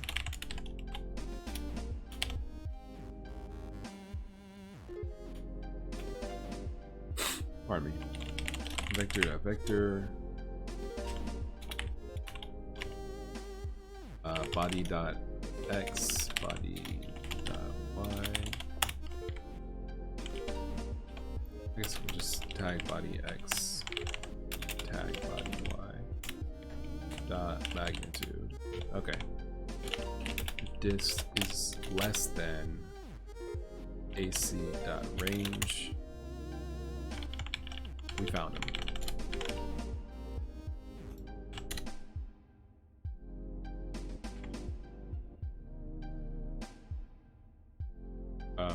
We also want to go to the AI control and specifically pathing on.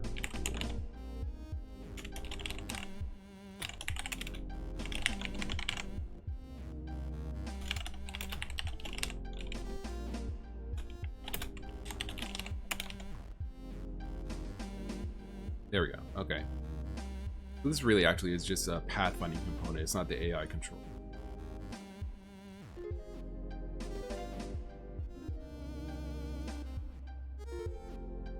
So just on actually.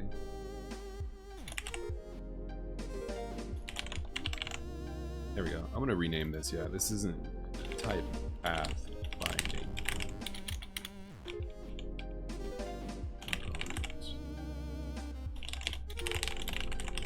There we go.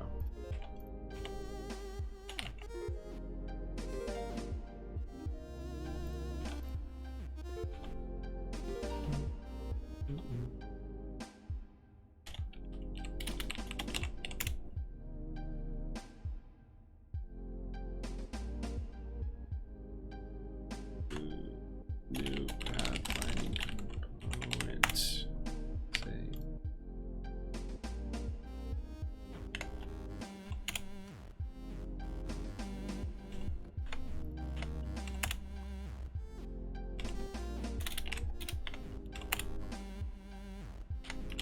There we go. Okay. So this is more specific now. So this is specifically pathfinding. The distance probably shouldn't be part of the pathfinding component actually. Because basically it's just going to give you a path and move a game object on a path from one position to another. It shouldn't really worry about distance. That's the awareness module's job.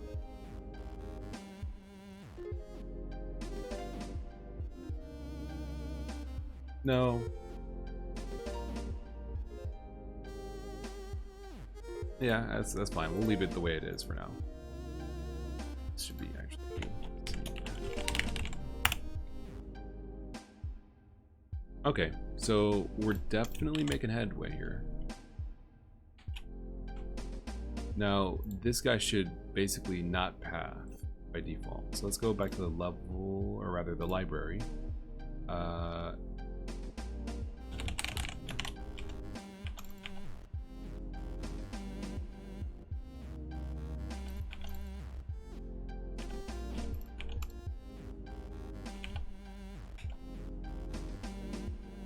Okay, new pathfinding component. Get the target, pathfinding distance. Okay, so pathfinding on, we're gonna turn that off, so he won't pathfind immediately. Okay, good. Now next, what we want to do is go to the awareness module. Well, we want to give him an awareness module. Search for the player. Or I guess more generally, we'll just call it good, because the player, well, yeah, let's call it good. So we want to search for basically the player or his brother, either one. So what we're going to do now, we're going to look for this, see if the distance is less than the magnitude. They found them. We want to get the pathfinding.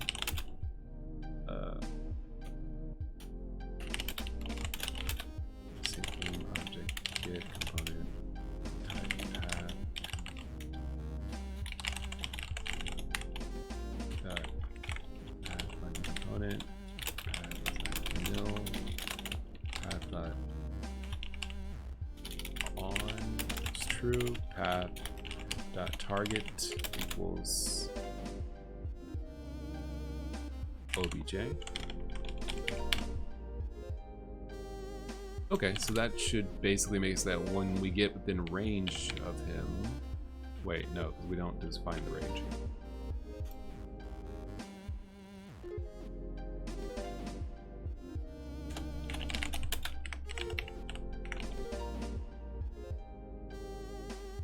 Yeah, it's better.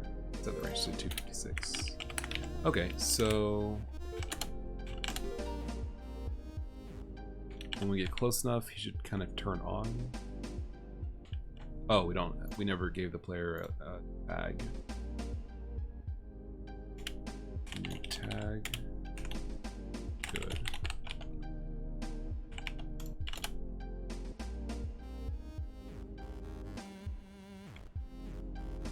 Yo, so he's aware again. Good.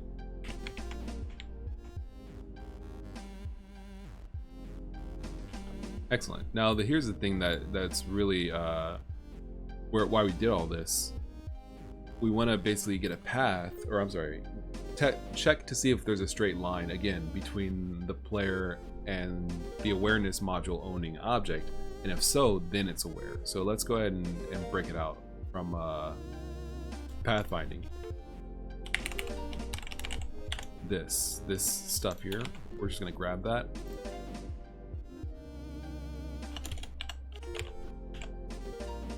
And just kind of smush it in. So space is ac.gameObject.space. Yeah. Body center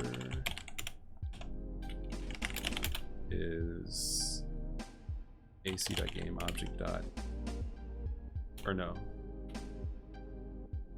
Body. Yeah. Why did I do it like this? Let's do it this way.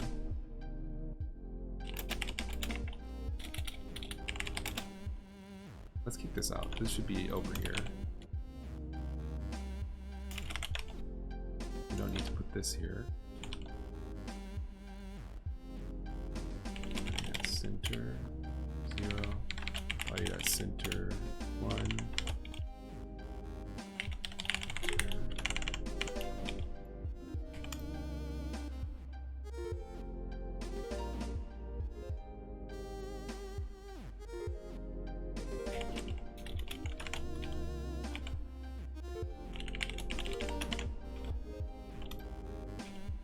Clear shot, true, clear. Okay, target, body, and clear shot. Boom. And now let's go back to pathfinding. We don't need this in here. This should be just purely pathfinding. Don't know if even distance is a... I'm struggling to not to take distance out of pathfinding, because like if you get too close, it seems like it's logical to like stop pathfinding, but at the same time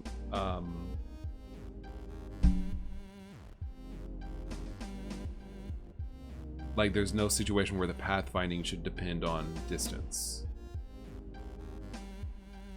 It should just find paths, right? Yeah, well, I feel like we could probably cut this out. I think the minimum distance is fine to keep in, but it should just be a hard-coded value.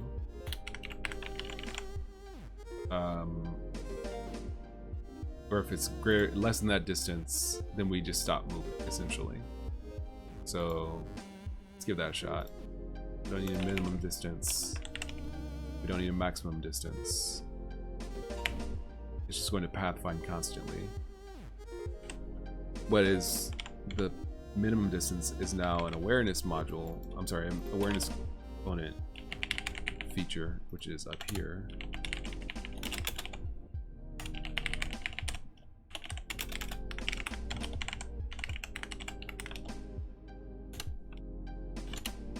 Better.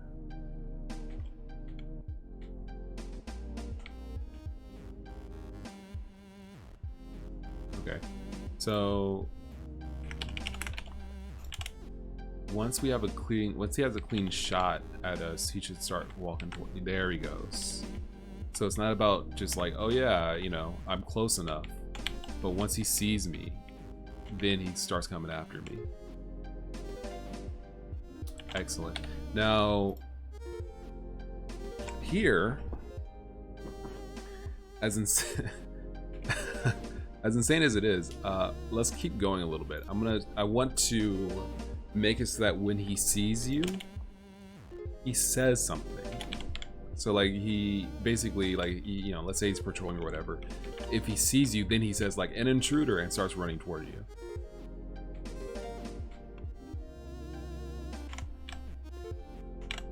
That could definitely work. Now, the way that this is going to, in practice, work, I think. Let's switch up the music again. Also, that was only like half of that song. I'm not sure why it didn't, why I didn't render out the rest of it, but you know, whatever.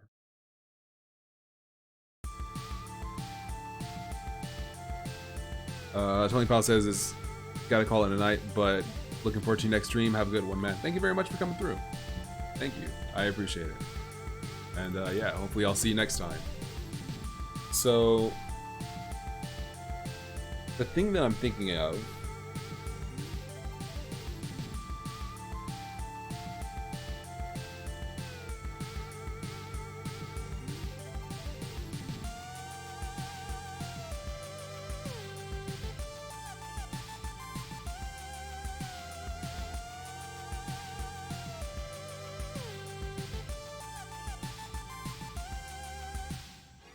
thinking of, let's see.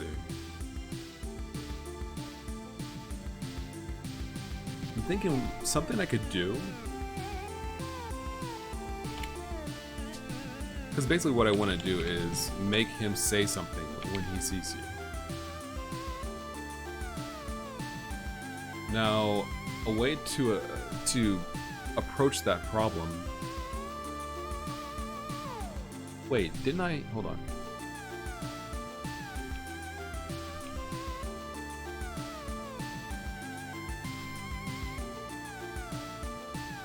Oh yeah, this is what I meant to do, I forgot.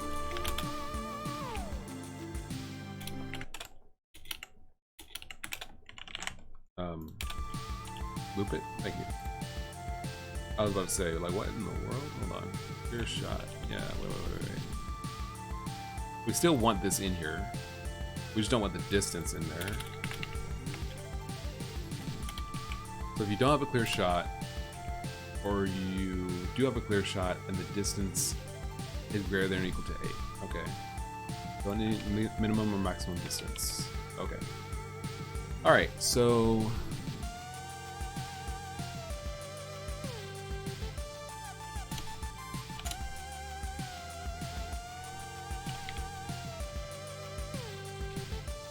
okay, that works. So I want him to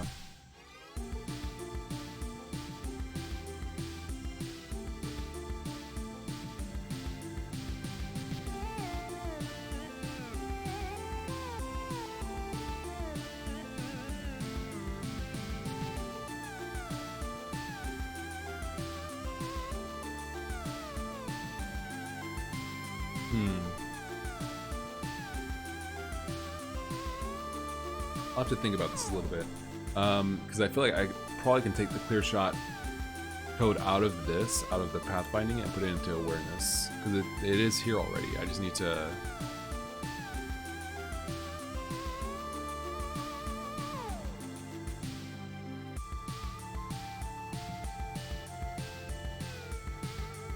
well, I'll consider that later. For now,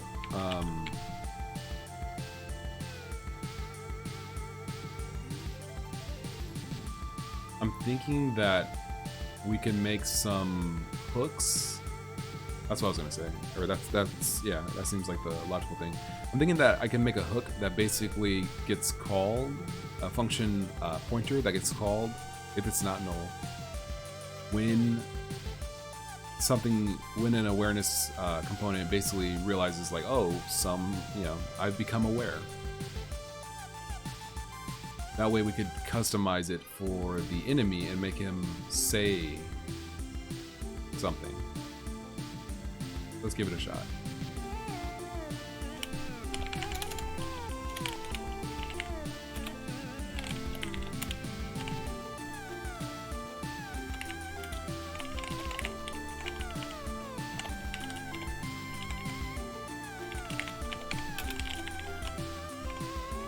Okay, so on target acquired, on target loss. So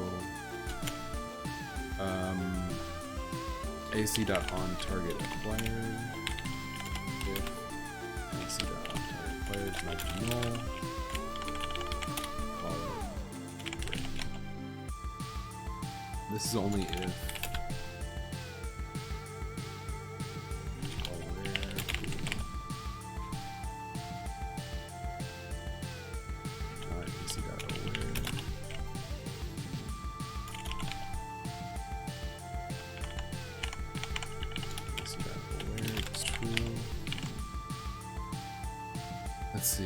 AC.target is OBJ.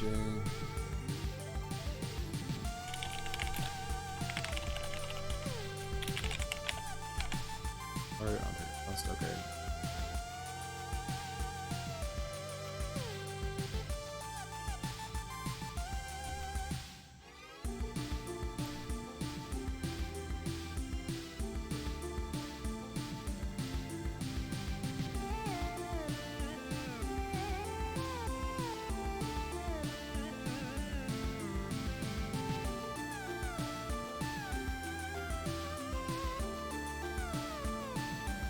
I think I'm gonna encapsulate this to make it a little easier. I'm gonna put this in the level. Wait, what? How do I go to the game object?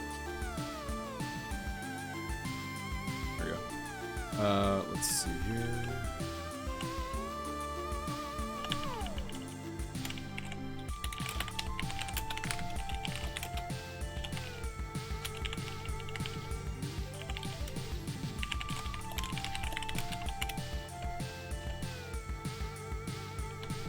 So OBJ A, OBJ B, game object.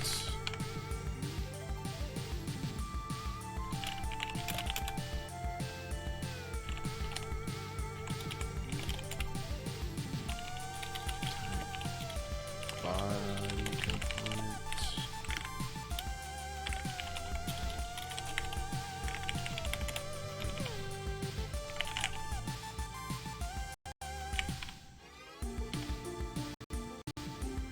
For some reason my microphone is doing this thing and I think it's just tripping. Yeah, I mean not my microphone, my headset. Whatever. I don't even care. Let's just get through this. Let's just get through it. I'm not sure why it's like losing connection. Because I can see in OBS that the music's still playing, so whatever.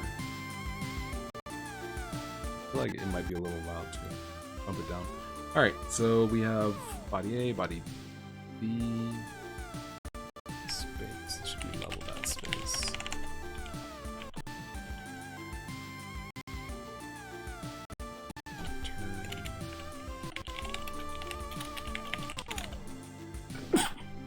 Pardon me again.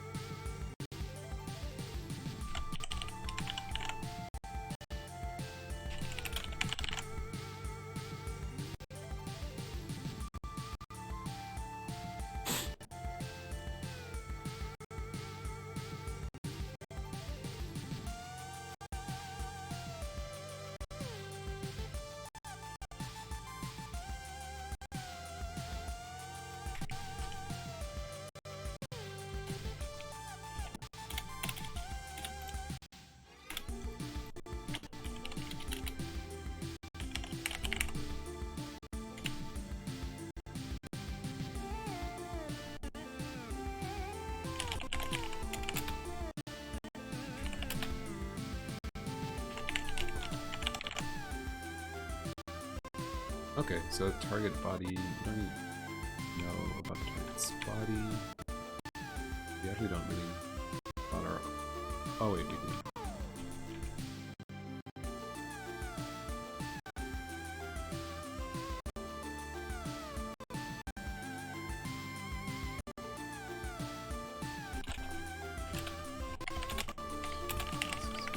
Let's try this.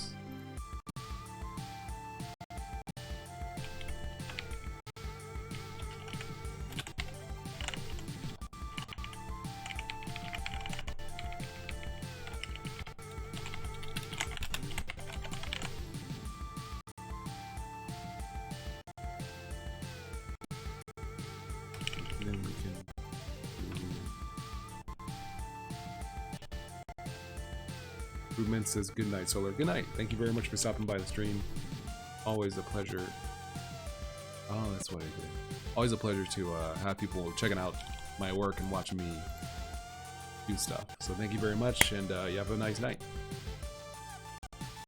So I think what I'm going to do here, I think I'm on the right track. I don't need that. Body center and target body center.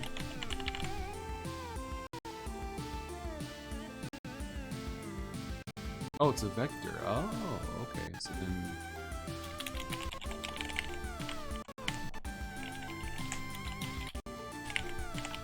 something like that, and then we don't need this. Yeah, that's fine.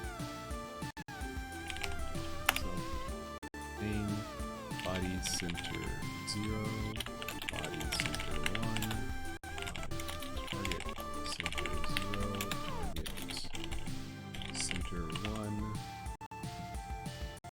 Steve says, thanks, it was great. Mario says, thanks for the stream. No problem. Thank you very much, everybody, for stopping by. Very well appreciated again. Thank you very much. Solid. Or and not. Okay, so this should basically work. Now let's go over to Pathfinding, because this is the same code. Just get rid of it now. Make sure it's just this.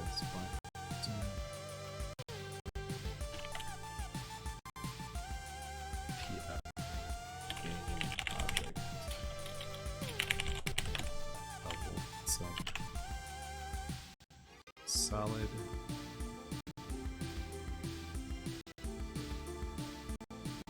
Alright, so I think that is what we need, and then on top of that, Pathfinding, required, break. Alright. Yeah, so this should be working now. Now we go to the library. And we can do this.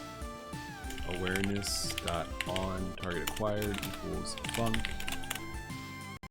And then we can just pass dialogue. I'm not sure how good this is, but we'll give it a shot. New dialogue component. Dialogue at save.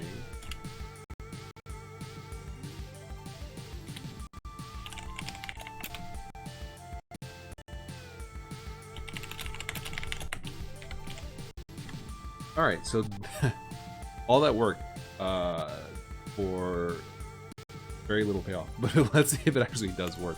The end result should be that when we are spotted by this guy, it does say intruder stop right there.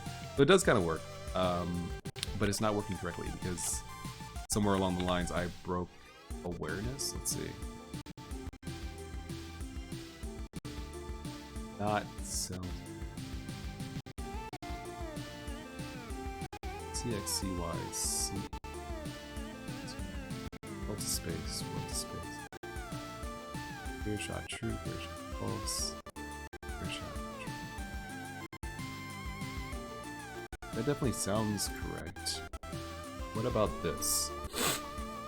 Pardon me, what about this? What if we go to a.level cells between... Oh wow, my microphone was turned down this entire time. I didn't even realize. Whoops. Alright, well. I'll turn it back to where it was so that it's at least consistent. Okay, so what we're gonna like us. Okay, like that. So what we're gonna do here, I think the problem is that it's definitely not working correctly. So this is the part that's not working correctly. The distance less than the range. Okay, that's right. And not cells between object.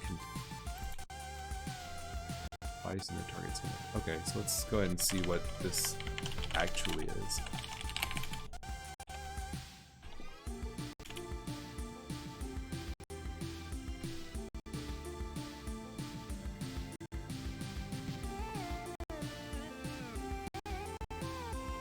It's always false. You're wrong. Okay, so world to space, X, Y, X2, Y2. Breachy says, this music is so crazy for 12 a.m. Well, hopefully it's crazy in a good way. Because, yeah, it definitely is going in. Oh, it's supposed to be contains. My bad. Contains true or false. Pardon me. Contains is true. Return contains. There we go. Okay. One more thing is I want to have it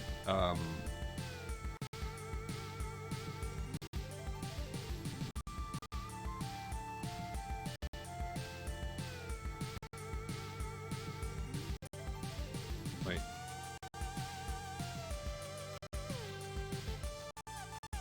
Oh, I see.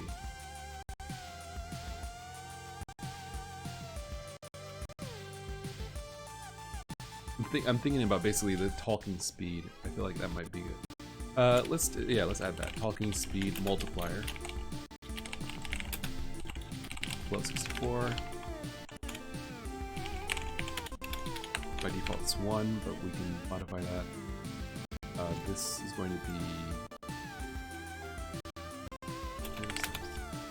DC that talking speed multiplier.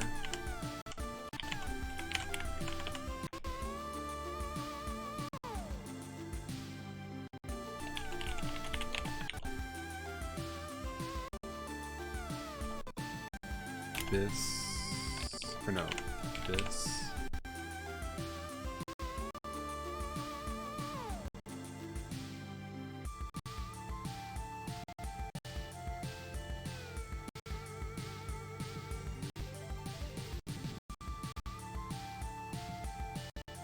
No, let's just do it this way. I think I'm talk immediately. Because basically the way that it works, this talk system works currently is that, we don't need that. The way that this works, oh, Potato Pin says, heyo and goodbye, unfortunately it's getting late. Understandable, thank you very much for stopping by. And David Marul says, okay, but still, crazy, but still awesome music. Thank you, that's what I'm always going for them bangers, you know it. So the way that this dialogue component works is that when something is said, if it's the first sentence in a sequence of sentences, it basically pauses on that first line for like a second, just to kind of like let you know they're going to say something. That's unnecessary if the person's shouting something out, essentially. So we'll just save that and DC that talk immediately, not talk immediately. There we go. Now we go over to the library. Dialogue talk immediately is false, or rather true.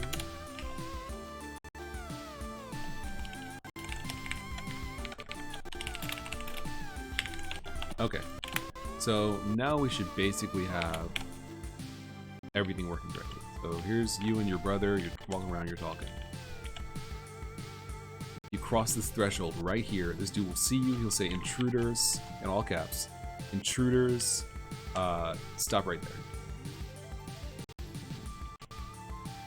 Perfect.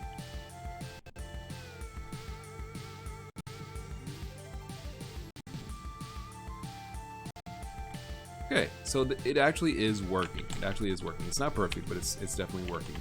Definitely has a little bit of room. We could actually give them a little room for pathfinding. Let's make that distance 16. But yeah, this is essentially correct. This is essentially working correctly.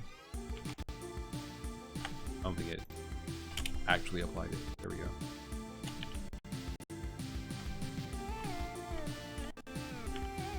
You know what? Let's change it to 32, like it was. But yeah, the end result. Oh, that programmer Tom says, "Hey Solar, hello, how's it going?"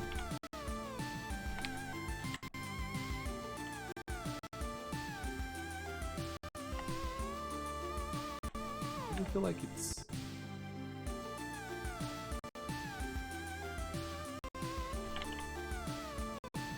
It feels like it's not really applying the changes I'm making. It feels like he's, yeah, like pathfinding really close to me. What's the distance? What's...